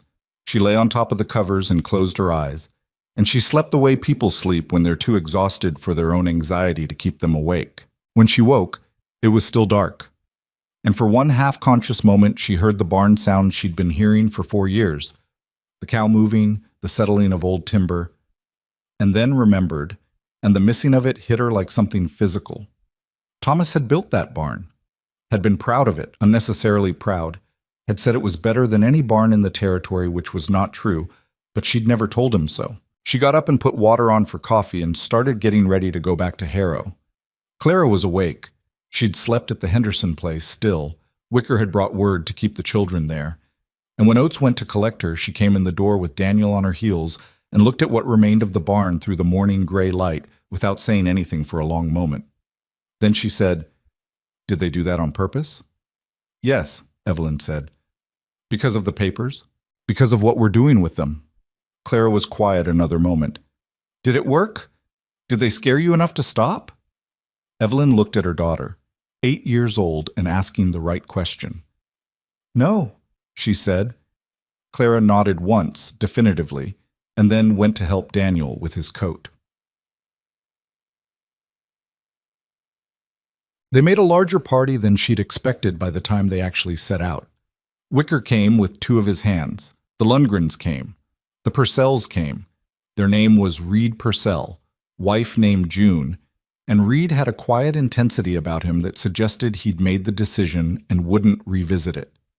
A man named Colton Marsh, who Evelyn knew slightly as someone who'd farmed the North Ridge for 2 years and kept to himself, showed up at her cabin door in the gray pre-dawn with his hat in his hands. "I heard what happened," he said. "I heard who did it. I've been waiting for a reason to say something." He paused. "I've got a tax notice I don't think is real." "Come with us," she said. He came. 8 adults, counting herself and Oates. Not a crowd, but more than she'd had. And when they rode out in the early light with the ruined barn behind them and the clean, cold air ahead, and the county seat a day's ride south, it felt like something that had been scattered was starting to gather weight. It was Oates who fell back alongside her, about an hour into the ride, and said quietly, "You know Crow will find out about this before we get there." "I know," she said. "He might try to move on the documents. On Briggs." "I know that too." She watched the road. "Which is why I need you to ride ahead. You're faster than this group, and your arm needs a doctor. Get to Harrow before us, tell Callahan what happened, and tell Briggs to keep those documents in the federal safe." He hesitated. The instinct to stay with the group was plain on his face. "Go," she said. "We'll be all right. There are enough of us that they won't try anything on the road in daylight." She believed that. Mostly. Crow was careful, and Crow had a lawyer who would be screaming at him right now about the cost of too visible violence, with a federal investigation newly opened. The barn was the kind of act that left no proof of origin. Attacking a group of settlers in daylight on a public road was something else. Oates went. The group moved south, steady, nobody talking much. Wicker rode alongside Evelyn for a stretch, and she told him, piece by piece, what was actually in the documents. Not the legal language, but what it meant, what Crow had done, and how, and to whom. He listened without interruption, which wasn't like him, and when she was finished, he was quiet for a while. "The Aldersons," he said. "They went back east. They thought they'd failed." "I know. Is there any chance of... will they be able to come back? If this works?" Evelyn had been thinking about this since the night in the cottonwoods, since Rhett had talked about families who didn't know what had been done to them. "I don't know," she said. "I hope so, but I don't know." He absorbed this in silence. The valley fell behind them as the road climbed the southern ridge, and from the top of it, Evelyn could see the whole spread of the land below, white and still and enormous. The creek a dark line through it, the smoke of various chimney stacks rising straight in the windless morning. Her land, her neighbor's land, the land of people who'd come here with the same stubborn, half-deluded hope she and Thomas had brought, believing that what you built could be yours if you just built it hard enough. She turned her horse south and rode. They were 2 hours out from Harrow when the rider came north toward them fast. and for a bad moment she thought it was Crow's men, and her hand went to the rifle. But the shape of the horse was familiar before she could see the face, and then she could see the face, and it was Rhett. He pulled up beside her, and his expression told her something before his words did. It was the expression of someone managing two things at once and not comfortable with either. "Oates got to me," he said. "I heard about the barn." "I'm all right." He looked at her, a quick inventory checking, and seemed to accept this. Then he looked back at the group behind her. "You actually got them to come," he said. "I told you I would." He looked at her again, and this time it was different, something less inventory and more, she didn't find the word immediately. Present, maybe. Like he was seeing her in a particular way. "Crow's lawyer filed a motion this morning," he said, "trying to get the federal complaint dismissed on jurisdictional grounds. Briggs says it won't work, but it's buying time." "Of course it is," Evelyn said. "That's what lawyers do with time." She looked ahead at the road toward Harrow. How solid is Briggs's position? Solid. But the motion put the documents under a technical hold while the jurisdictional question is argued. Nothing gets filed formally with the court until that's resolved. He paused. Which means Crow has a window. How long a window? A week. Maybe 10 days. He looked at the people riding behind her. Witness testimony goes into Briggs's record regardless of the motion. It exists in the federal record before any court ruling. She understood what he was saying. "Then we need to get these people in front of Briggs today," she said. "Not tomorrow." "Yes." She started her horse moving again. "Rhett," she said. He fell in beside her. "The barn," she said. "It's gone. The whole east side was through the roof before I even got there." He said nothing for a moment, then, "I'm sorry. Thomas built it in the summer of '71. She kept her eyes on the road. He was so proud of it. More proud than he should have been, honestly. It wasn't even that good of a barn. She heard Rhett exhale. Not quite a laugh, but something in that neighborhood, the kind of sound that came when something hit you as both painful and faintly absurd at the same time. "We'll build another one," she said, more quietly, and wasn't entirely sure why she'd said we until it was already out. If Rhett noticed the word, he didn't mark it. He just rode beside her, matching her pace, and behind them the small group of homesteaders moved south through the winter morning, carrying what they knew toward people who had the power to act on it. The smoke of Harrow appeared on the horizon half an hour later, smudged against the pale sky. And Evelyn Mercer rode toward it with her jaw set and her children's faces somewhere in the back of her mind and 4 years of frontier winters in her bones. And she thought about pleasant men who came to your door with papers, and about what it cost to say no to them and mean it all the way down. She thought it was probably worth it. She was going to find out. The testimony took 2 days. Briggs ran it properly, with Oates taking written record and a notary brought in from the land office 2 streets over to authenticate the signatures. Each person who'd come from the valley sat across from Briggs's desk and said what they knew, and Briggs asked his careful questions, and the record grew page by page into something that had weight to it, the kind of weight that was harder to dismiss than a single man's word. Jim Wicker talked for nearly an hour about the tax notice, the amounts that didn't match county records, the name on the notice that turned out, when Briggs checked, to belong to a county clerk who had left his position 8 months prior and whose signature had apparently continued to appear on documents after his departure. Wicker was not a polished speaker, and he knew it, and there were moments where he circled back and corrected himself and started over, and Briggs let him do it without hurrying, which Evelyn noted and respected. Matthias Lundgren brought a letter. He'd kept it, filed in a box under Practical Britta's instruction, a letter from the Dunmore Land Company dated 14 months ago, offering to purchase his claim at a price he'd known was low and hadn't been able to articulate why until now. The letterhead matched documents in Rhett's satchel exactly. Same printer, same address, same small ornamental border that Rhett had traced back to a print shop in the county seat that had done work exclusively for Crow Enterprises for the past 4 years. Reed Purcell had something simpler. He'd been told by a man who came to his door that his water rights were in dispute, that a prior claim predated his own, and that he'd be wise to settle before the courts got involved. He'd spent 3 months afraid of losing the creek access that made his claim viable, before concluding there was no such prior claim in any record he could find. He'd filed it away as a misunderstanding. Sitting in Briggs's office, he understood it hadn't been. Colton Marsh produced the tax notice he'd mentioned on Evelyn's doorstep. It was fraudulent. Briggs could see it within minutes. The county seal slightly wrong, the paper stock different from official county documents. And when Marsh understood fully what he was looking at, he sat very still for a moment and then said quietly and with considerable feeling, "I paid it. I paid that notice, and I shouldn't have." "You'll get that money back," Briggs said. He said it with the careful precision of a man who knew he was making a promise he'd have to work to keep. "That's part of what this is for." Evelyn gave her own testimony last. She kept it factual. The Dunmore man on her porch, the timing, what he'd said, and how he'd looked at her property when he said it. The barn fire, the shots that hit Oates. She didn't editorialize. She didn't need to. The facts were sufficient without decoration. When it was done, Briggs looked at the stack of pages Oates had produced and said, "This is a record. Whatever Crow's lawyer does with the jurisdictional motion, this record exists now, and it's federal." "How long until the motion is decided?" Rhett asked. He'd sat in on the testimony sessions, mostly quiet, present. "The judge assigned to hear the motion is coming through the circuit in 10 days. Once he rules, assuming he rules our way, which I believe he will, the main complaint goes forward to Judge Foss in February." Briggs looked between them. "You both need to stay available." "We're not going anywhere," Evelyn said. She meant the week. She didn't know yet that she'd mean something longer than that. There was the practical problem of where they stayed.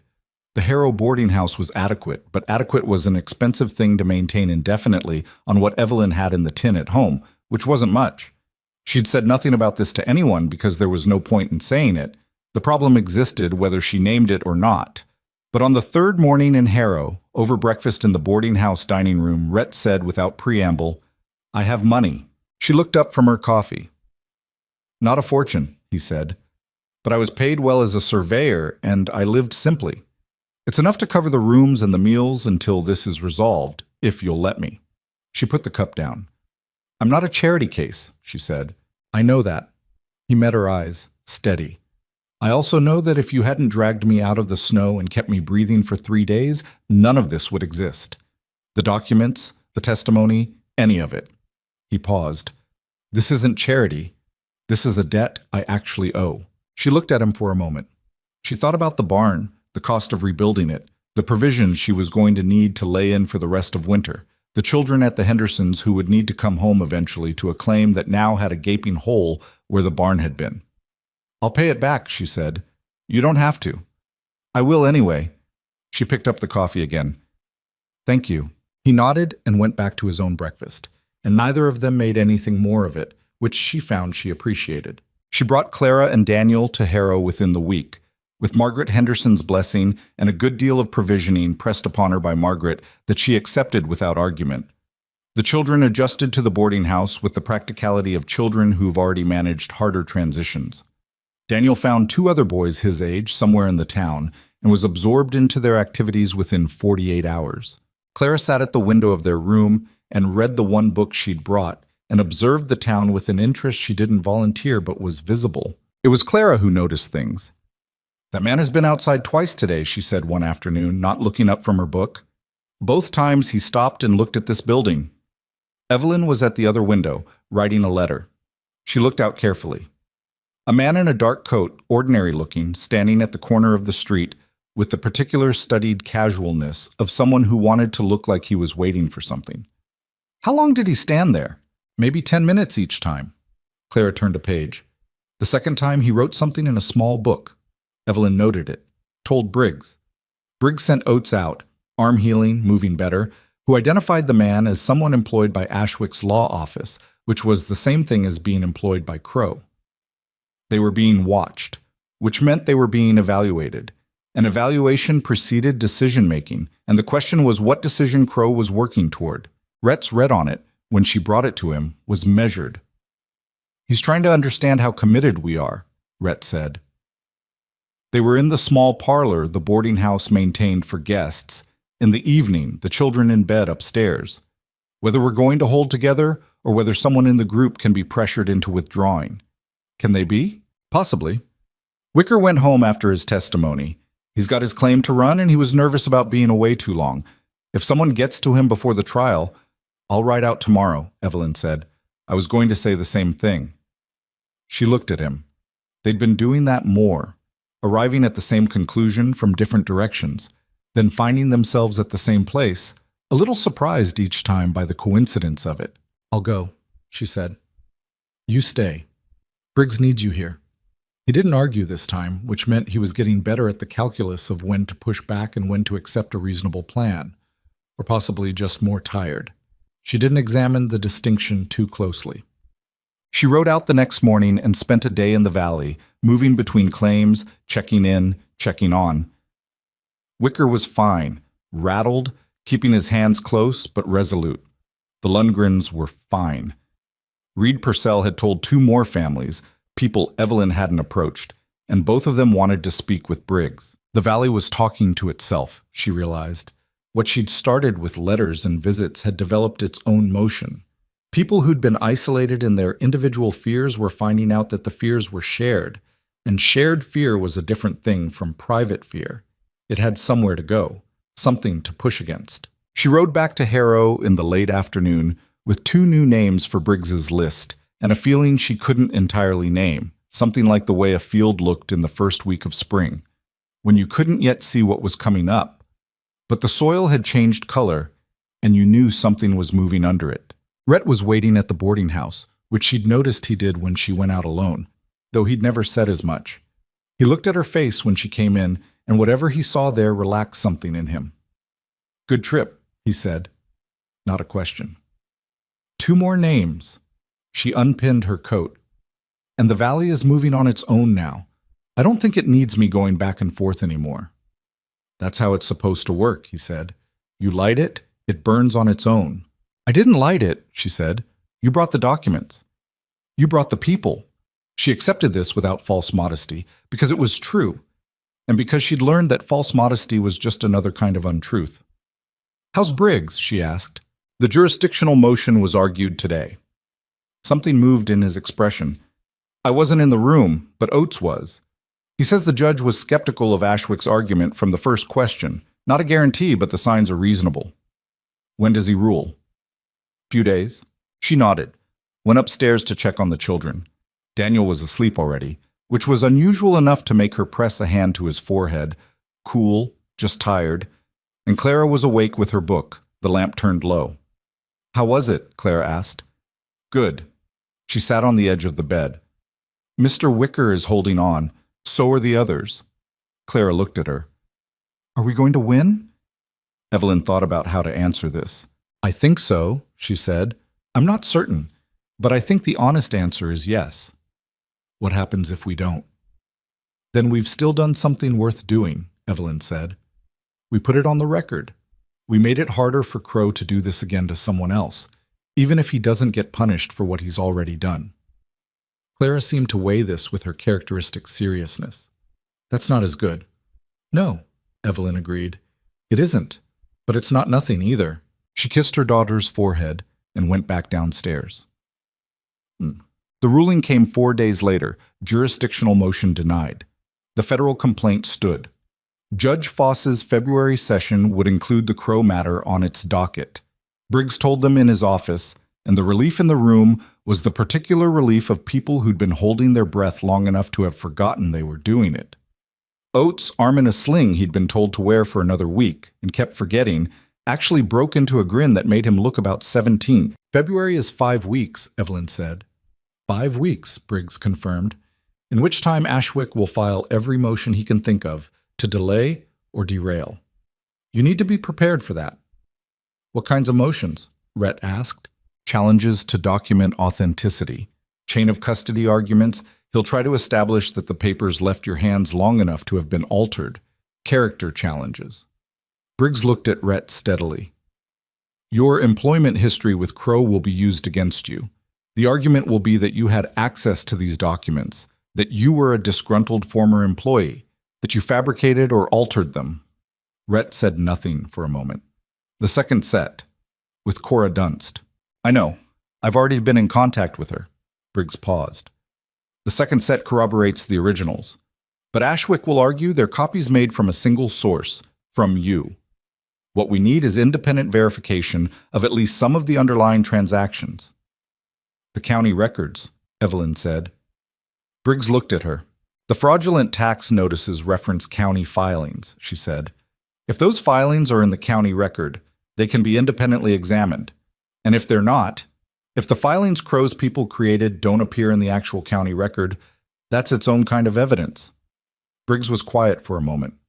That's correct, he said. The problem is that the county record is in the county clerk's office, and the county clerk, as I mentioned, is not reliably the previous clerk, Evelyn said. The one whose signature kept appearing on documents after he left. Where is he now? Rhett looked at her. Briggs looked at her. I don't know, Briggs said slowly. Find out, she said. If those documents used his signature without his knowledge, he's a victim, not a collaborator. And a former county clerk who can testify that his signature was forged on land transfer documents is a very different kind of witness than a homesteader who got a bad tax notice. The silence in the room had a quality to it. Her husband used to say she was practical, Rhett said to Briggs, and there was something in the way he said it that she hadn't heard from him before.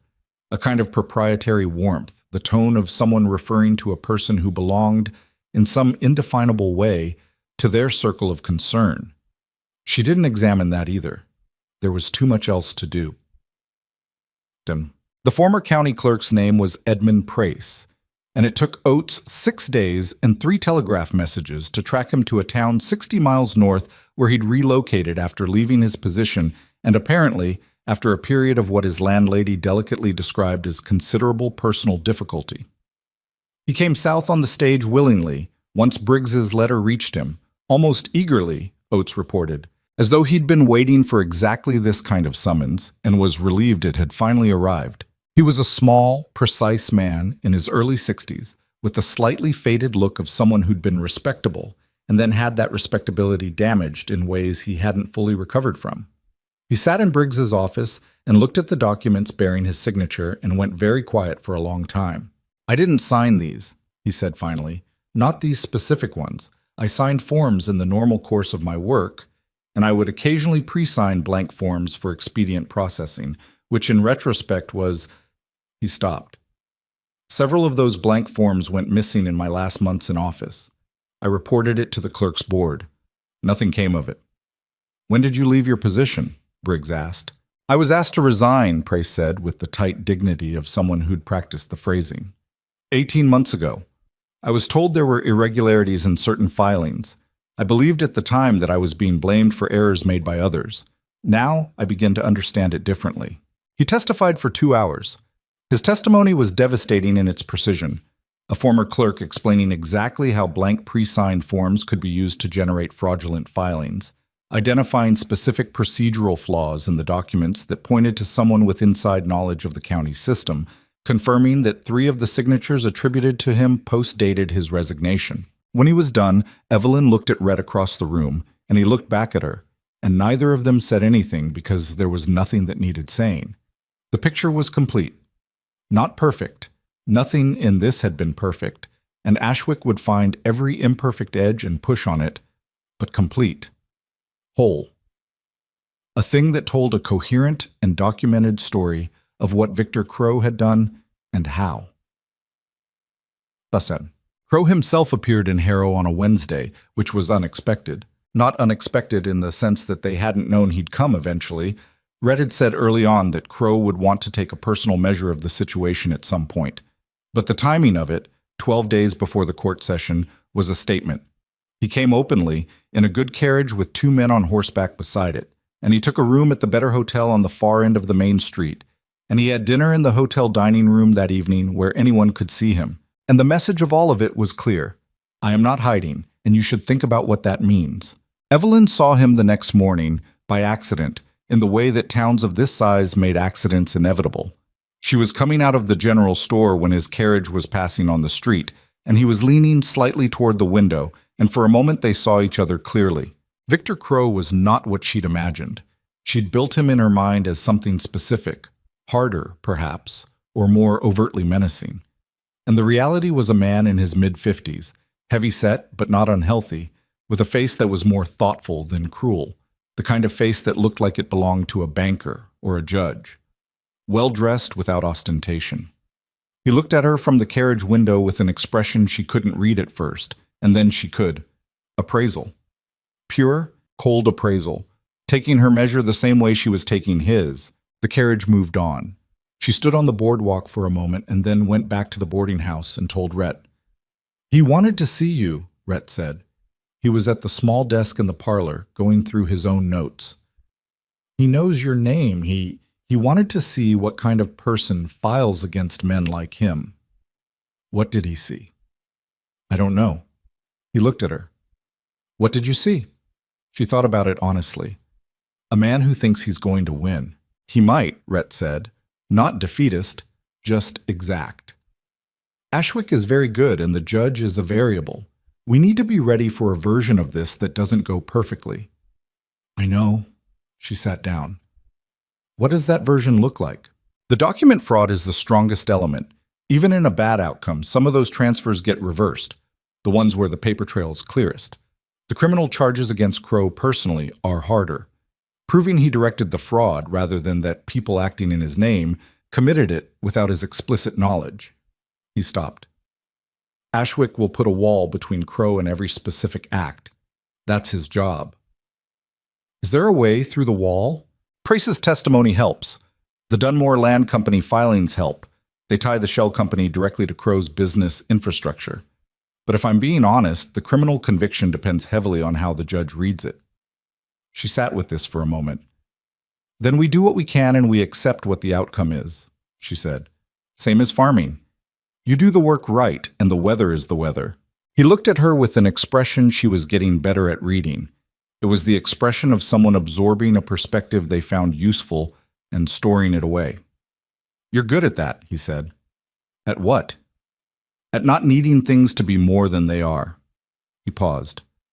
"I'm not. I've been needing this to go a very specific way for 3 weeks, and I can feel it making me tighter." She understood that. The particular anxiety of having invested so much in an outcome that you couldn't afford to be philosophical about it. "The barn," she said. "After it was done burning, I sat on the fence rail, and I was so angry I couldn't see straight, and I thought, Thomas built that, and now it's gone, and no outcome in any courtroom anywhere gives that back." She looked at the window.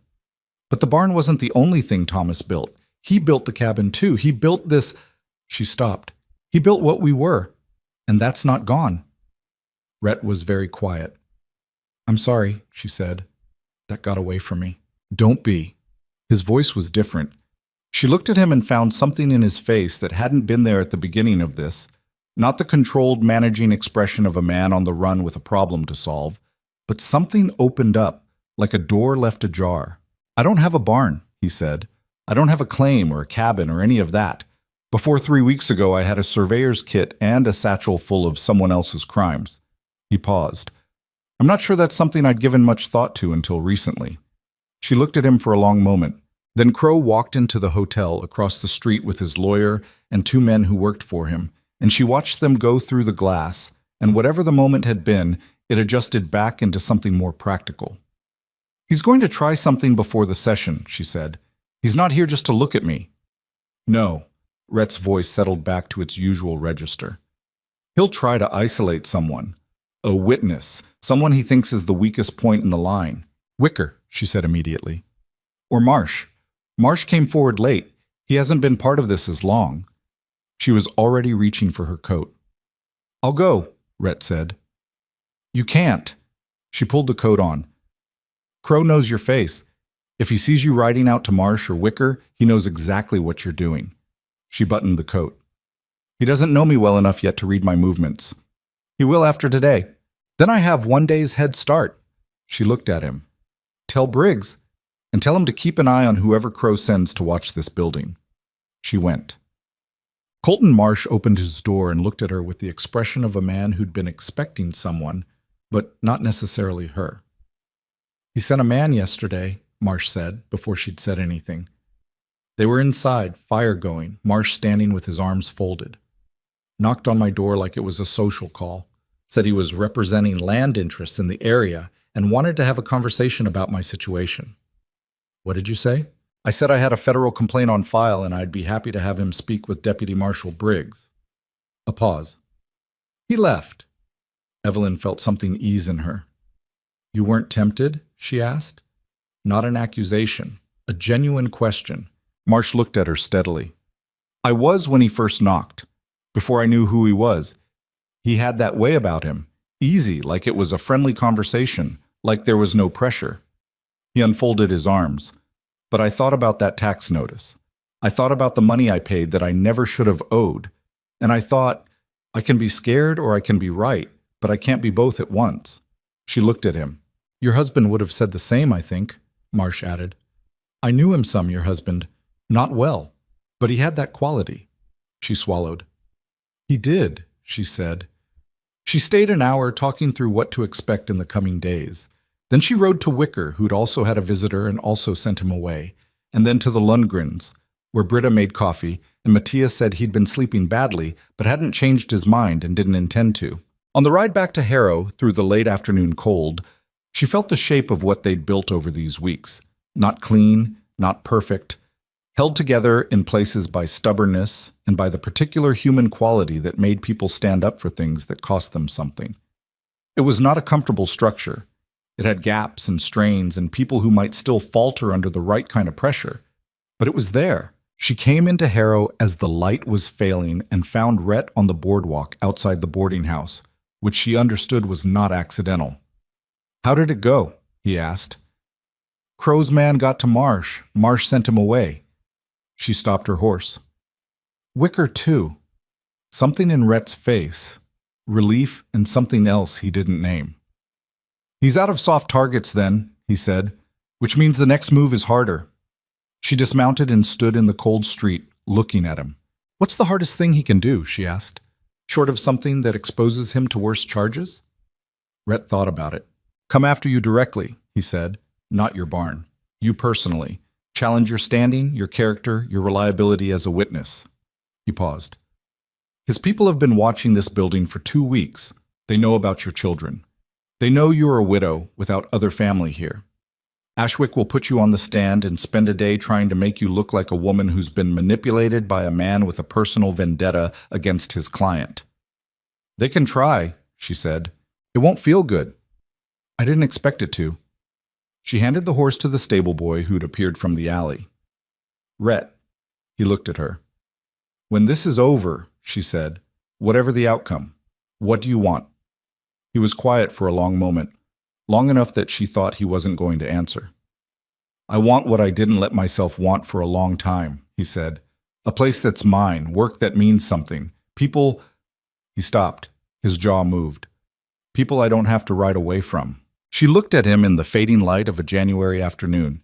This man she'd pulled out of the snow 6 weeks ago, who'd come into her life bleeding and half dead and carrying a bag full of someone else's crimes, and somehow, in the turning of things, had become... She didn't have the precise word for it. She had the general shape of it, which was enough for now. There's 160 acres in that valley, she said. That could use a second set of hands. He looked at her. And a barn, he said quietly, that needs building. Yes, she met his eyes. That too. She went inside before either of them could make more of it than it was ready to be, and she heard him follow a moment later and the door closed against the cold, and somewhere upstairs Daniel was probably doing something inadvisable, and Clara was probably managing it with her characteristic air of someone who'd lived 3 lifetimes already, and the fire inside would be warm, and the judge was 12 days away. It was enough. It was more than enough. It was, she thought, exactly what it was supposed to be. Not finished, not resolved, not wrapped in the clean closure of something final. Just the good, real, complicated fact of being in it, still standing, still moving forward. Tomorrow they'd prepare for Ashwick's next motion. Tonight she was going to eat supper with her children and not think past the end of the meal. She hung up her coat and went upstairs.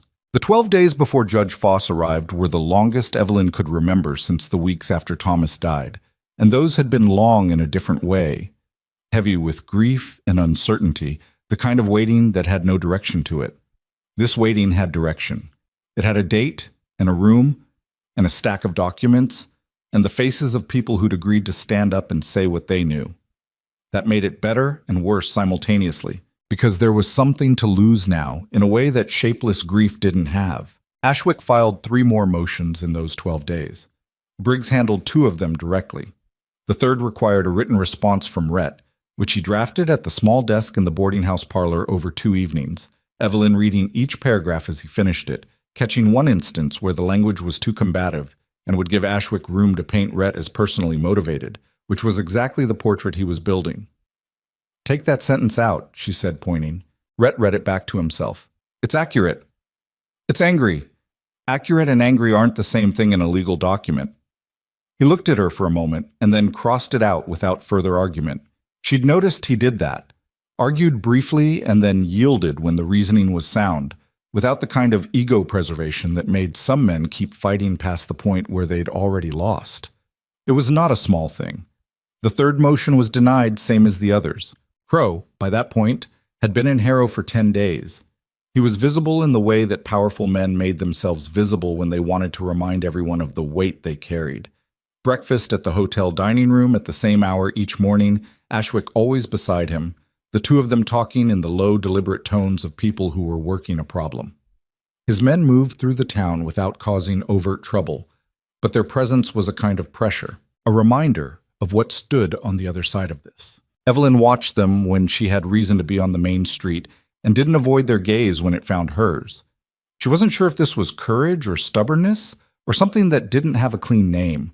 It felt necessary. Whatever Ashwick was planning to do with her on the witness stand, she didn't want Crow to go into that courtroom thinking she was a woman who looked away. She was at the general store 2 days before the session when she felt someone behind her and turned to find Crow himself. Without Ashwick, without his men, standing in the aisle between the dry goods and the tool implements with his hat in his hands and his expression, she couldn't have said exactly what his expression was. Not hostile, not apologetic, something more pragmatic than either. "Mrs. Mercer," he said. She didn't say anything. She waited. "I understand you've been through considerable difficulty this winter," he said. "The loss of your barn, your husband's passing. These are hard things for anyone, and harder on the frontier without family support." He paused. "I want you to know that whatever you may have been told about my business dealings, the situation is considerably more complex than—" "Mr. Crow," she said. She kept her voice level and did not raise it. "I've read the documents. I've read the tax notices and the land transfer filings and the Dunmore Land Company correspondence. I've talked to the families whose names are in those papers." She held his gaze. "I don't think the situation is more complex than what I understand it to be. I think it's exactly as simple as it looks." He looked at her for a moment. Something moved across his face, not the cold appraisal she'd seen from the carriage, but something that could have been respect or could have been the recalculation of a man who'd misjudged a variable and was adjusting his model. "You're a stubborn woman," he said. "I've heard that before," she said. "I'll see you in court, Mr. Crow." She turned back to the counter and completed her purchase, and when she looked back, he was gone. Her hands were shaking slightly. She put them flat on the counter until they stopped, paid for the items, and walked out into the cold street where the shaking in her hands moved up through her chest, and she stood in the January air and breathed until it passed. It was not, she thought, that she was brave. It was that some things were more intolerable than fear. Being pushed off the land you'd built. Watching your neighbors lose what they'd worked for because someone with more power and fewer scruples had decided their property was more valuable than their lives. Sitting quietly while a man with a pleasant manner tried to talk you out of knowing what you knew. Those things were more intolerable than fear. That was all courage ever was, she thought. Not the absence of the fear, just the presence of something that outweighed it.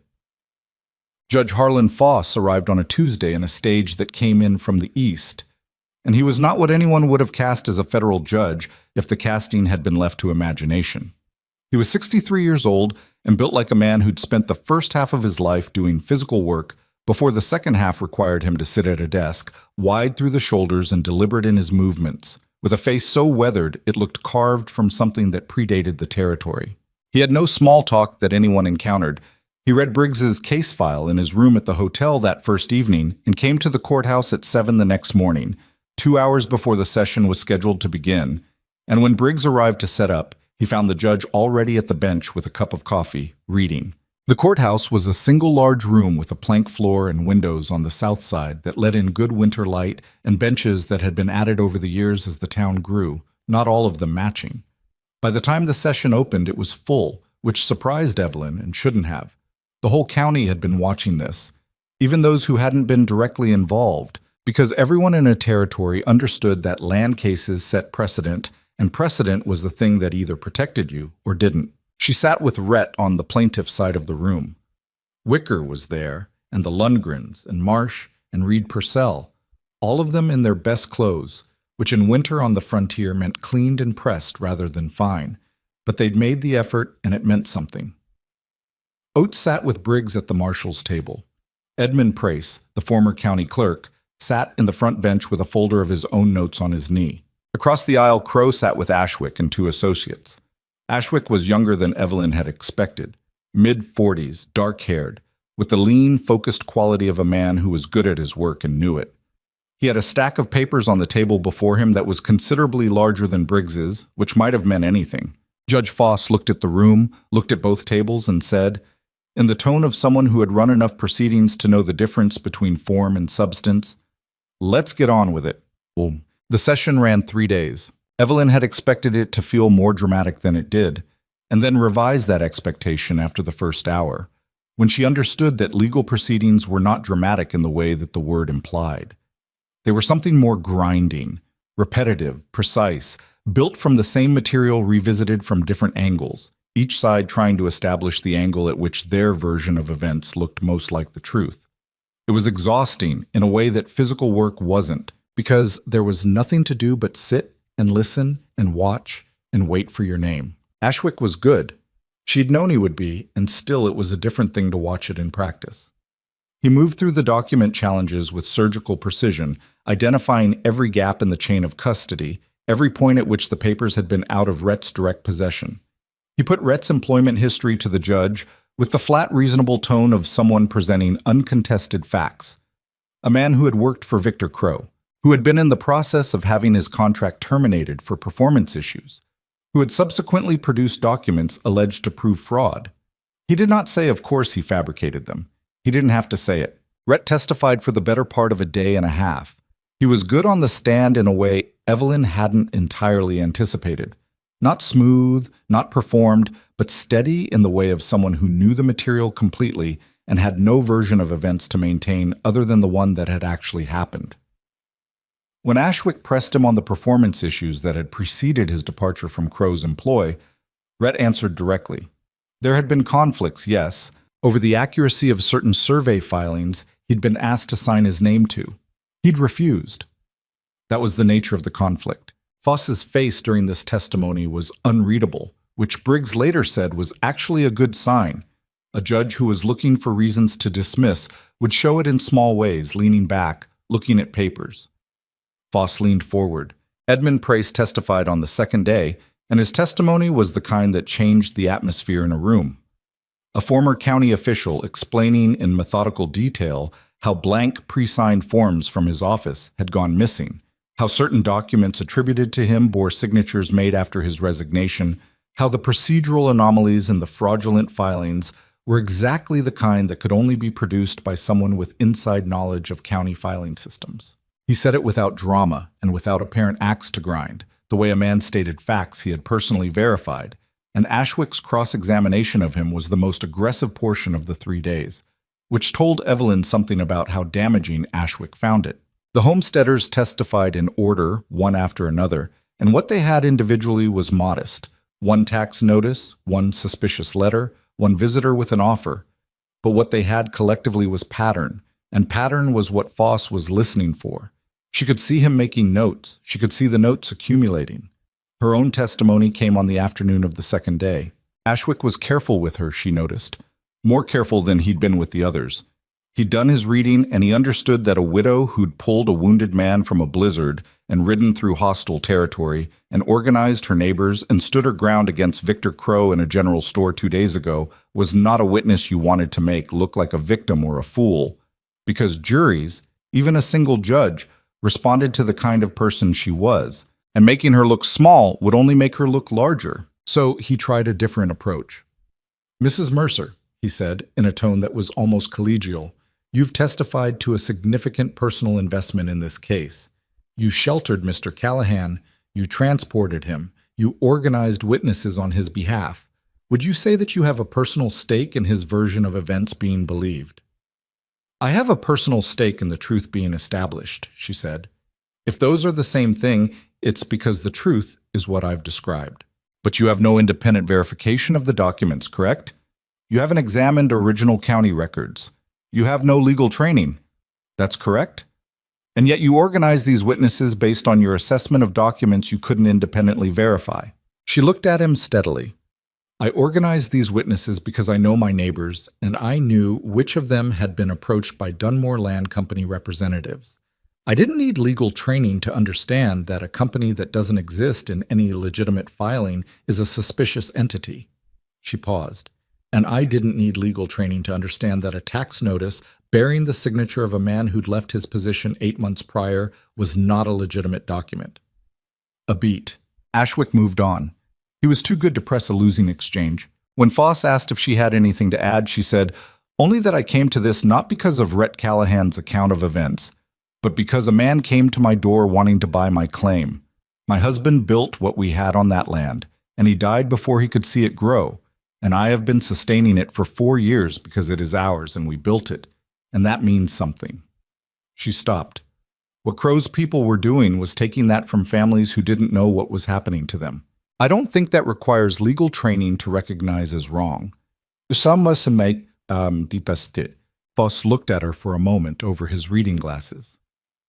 "Thank you, Mrs. Mercer," he said, and made a note. Foss deliberated overnight. Nobody slept well. Evelyn sat with Clara at the boarding house table after Daniel had gone to bed, and they played cards badly, neither of them paying much attention to the game, the deck becoming something to do with their hands. "If it doesn't go the way you want," Clara said, dealing another hand she didn't look at. "Then we go home and we rebuild the barn and we keep going," Evelyn said. "The claim is still ours. Crow hasn't moved against us directly. Would he? After all this?" "I don't know." She picked up her cards.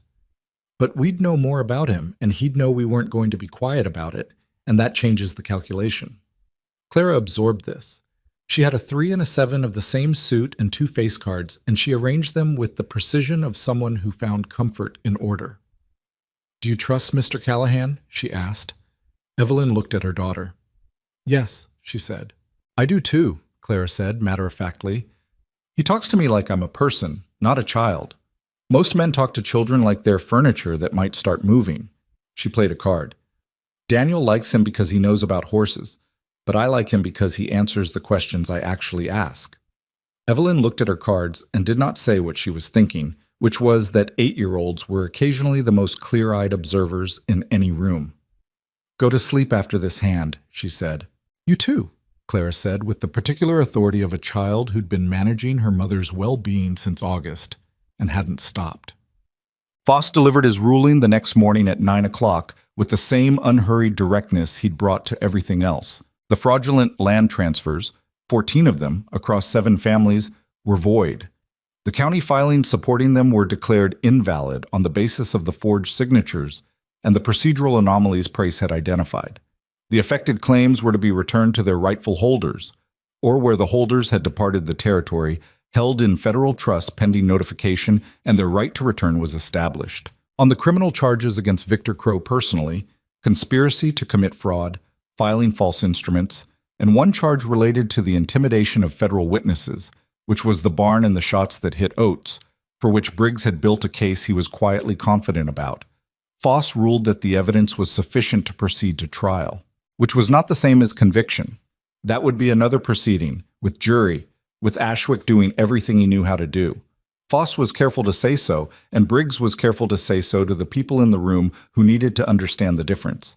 But the lands were returned. That was immediate and real, and not subject to further argument. The room was not what Evelyn had imagined when she'd thought about this moment. During the long nights in the boarding house and the longer nights before, out in the valley with the cold pressing in, she'd imagined something more obviously momentous. What actually happened was that Foss read the ruling in the same flat, deliberate voice he'd used for everything else, and the room was quiet. And then there was a kind of collective exhale that moved through the benches on the plaintiff's side like a physical thing, not cheering, not celebration, just the sound of people letting go of something they'd been holding. Jim Wicker put his face in his hands. Matthias Lundgren reached over and took his wife's hand without looking at her, and Britta gripped it hard enough that her knuckles whitened. Reed Purcell sat very still for a moment and then turned to his wife and said something low that Evelyn couldn't hear, and June Purcell nodded, once, slowly. Colton Marsh looked at his own hands on his knees for a long moment, and then he looked up at the ceiling, and whatever he felt about it stayed on the ceiling. Evelyn didn't look at any of them for very long. She was looking at the table in front of her, at the wood grain of it, a knot she'd been staring at for 3 days without realizing it. She was thinking about 17 families, about the Aldersons, back east, who thought they'd failed, about every person whose name appeared in those documents and who was going to have to be found and contacted and told something complicated, that what happened to them was not their fault, that what was taken might be returned, that the land was still there if they wanted to come back to it. She was thinking about Thomas and about whether he would have been surprised by any of this. He wouldn't have, she thought. He'd have been exhausted by it and stubborn throughout it, and afterward he'd have made a bad joke about it to cover the fact that it had moved him, the way he always did when things moved him. She missed him with a specificity that hadn't diminished exactly, but had changed shape, less like a wound and more like a space that had been cleared. Room for something. Rhett was beside her. He hadn't said anything, hadn't touched her, was sitting with his elbows on the table and his hands together in front of him like a man at the end of a long prayer that had finally been answered. When she looked at him, she could see that his jaw was working, the way it did when he was holding something in. "The criminal trial," she said quietly. "Ashwick will fight it." "Yes." His voice was rough. "And it might not go the same way." "I know." He looked at her. "But the lands are back. That happened today. That one's done." She nodded. "The Aldersons," she said. "Someone needs to find them. I'll write to the Federal Land Office. They'll have the forwarding address from when the claim was transferred." He paused. "I'll do it today." She looked at him for a moment. Then she looked back at the knot in the table. There were things she'd thought about, in the boarding house evenings after the children were asleep, that she hadn't said out loud yet.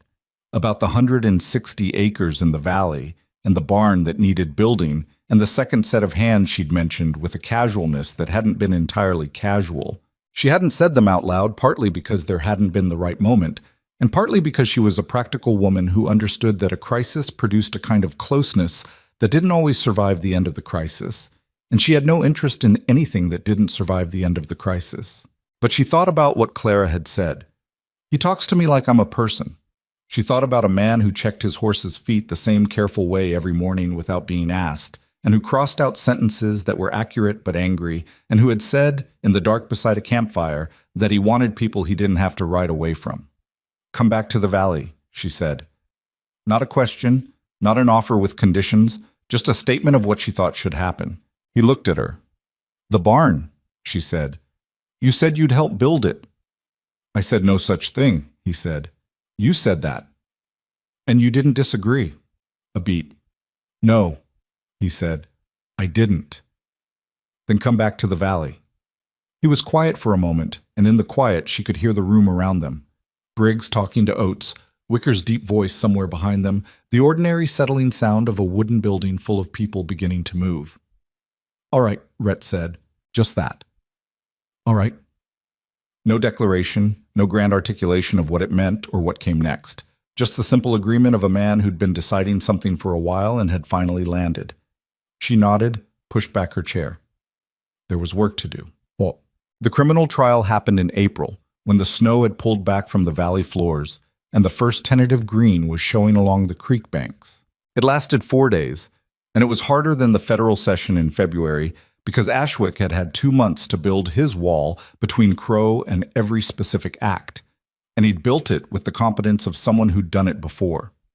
The jury was out for a day and a half, long enough that Evelyn, sitting in the Harrow boarding house with her children and the same deck of cards, let herself consider what it meant if they didn't convict. It meant the lands were still returned. It meant the criminal case could potentially be retried under different circumstances, different evidence. It meant a partial outcome that wasn't the full one but was real. She told herself these things and believed them and still sat with her jaw tight, waiting. The jury convicted on fraud, and conspiracy. Not on the intimidation charge. Not enough direct evidence connecting Crow to the men who'd shot Oates and fired the barn, which was the wall Ashwick had built most carefully. Not a perfect outcome. 2 of the 7 charges, not all of them. But fraud and conspiracy in the territory carried sentences that mattered. Crow's cattle empire, the Crow Cattle Company, the Dunmore Land Company shell, the interlocking arrangements that had made him one of the most powerful men in the county, was ordered dissolved pending the criminal penalties. The assets would be subject to claim by the people who'd been defrauded. It would take time. It would take federal oversight and lawyers and more proceedings that Evelyn wouldn't need to attend but would hear about. It wasn't everything they'd wanted. It was enough. More than enough for the families who'd been returned their land. More than enough for Edmund Prace, who sat in the courtroom when the verdict was read with the expression of a man who'd been carrying a thing for a long time and had finally been able to put it down. Crow left the courthouse between 2 federal deputies with Ashwick beside him, saying something in a low, urgent voice that Crow, for the first time in Evelyn's observation of him, didn't appear to be processing. He looked like a man who'd run a calculation so many times he'd trusted it completely, and was only now confronting the possibility that the calculation had been wrong. She watched him go. She didn't feel triumph, exactly. More like the particular exhaustion of something finished. Tom. They went back to the valley in late April, when the roads were passable, and the creek was running high with snowmelt, and the land smelled like the beginning of everything. Rhett came with them. He'd spent 2 weeks in Harrow after the trial, working with Briggs on the documentation required to notify the displaced families of the land reversions. The Aldersons and the others, letters going east, going north, going wherever people had scattered when Crow's machinery had moved through their lives. He did it methodically, without being asked to, the way he did most things. She found out from Oates that he'd also paid, quietly and without mentioning it, for the stage fare that brought 2 of the displaced families back to the territory to reclaim their land. When she said something about it, he said, "I surveyed that land. I made the maps that made it easier to steal. I have some skin in the writing of it." She didn't argue. She'd learned which arguments to make and which to leave alone. The cabin was as she'd left it. The site where the barn had been was a rectangle of blackened earth, already softening at the edges as spring came on, the weeds beginning to reclaim the perimeter. She stood and looked at it for a while without saying anything, and then she started making a list of what the lumber would cost. Rhett stood beside her. "East-facing would be better," he said, looking at the site. "Better morning light for the horses. If you shift it about 10 feet east, you get a more sheltered approach from the north wind." She looked at where he was indicating. "Thomas put it where it is because the ground was level. The ground 10 feet east is also level." He looked at her. "But if you want it where it was, that's where it goes." She looked at the site, at the 10 feet of slightly better ground east of it. "You're right," she said. "East." He nodded, and she watched him start measuring with his surveyor's instincts, stepping out the dimensions, seeing the structure in the empty air the way men who were good with space and proportion could. She'd always found that quality remarkable in Thomas, too, the ability to see what wasn't there yet. Wicker came the following week with his 2 hands and spent 3 days helping with the framing. The Lundgrens sent Matthias's oldest boy, 16 and strong, who worked without complaint and ate everything put in front of him at supper. Reed Purcell came for a day. Colton Marsh came for 2. It wasn't smooth. Nothing built by multiple people with different habits and in the variable weather of a territory spring was smooth. There were arguments about the roof pitch. There was a day where the rain came in sideways and they lost most of what they'd done in the morning, and Wicker said things that his hands pretended not to hear, and Rhett said something back to him that Evelyn didn't catch, but that made Wicker laugh despite himself, which broke the tension. Clara helped where she was useful and supervised where she wasn't, which was most of the time, standing with her arms folded in the posture of someone who'd inherited a degree of foreman quality without having asked for it. Daniel fell into a bond with Rhett that had been developing since Harrow and solidified over the barn building into something she hadn't tried to prevent or accelerate. Just watched, the way you watch things that were growing in the right direction.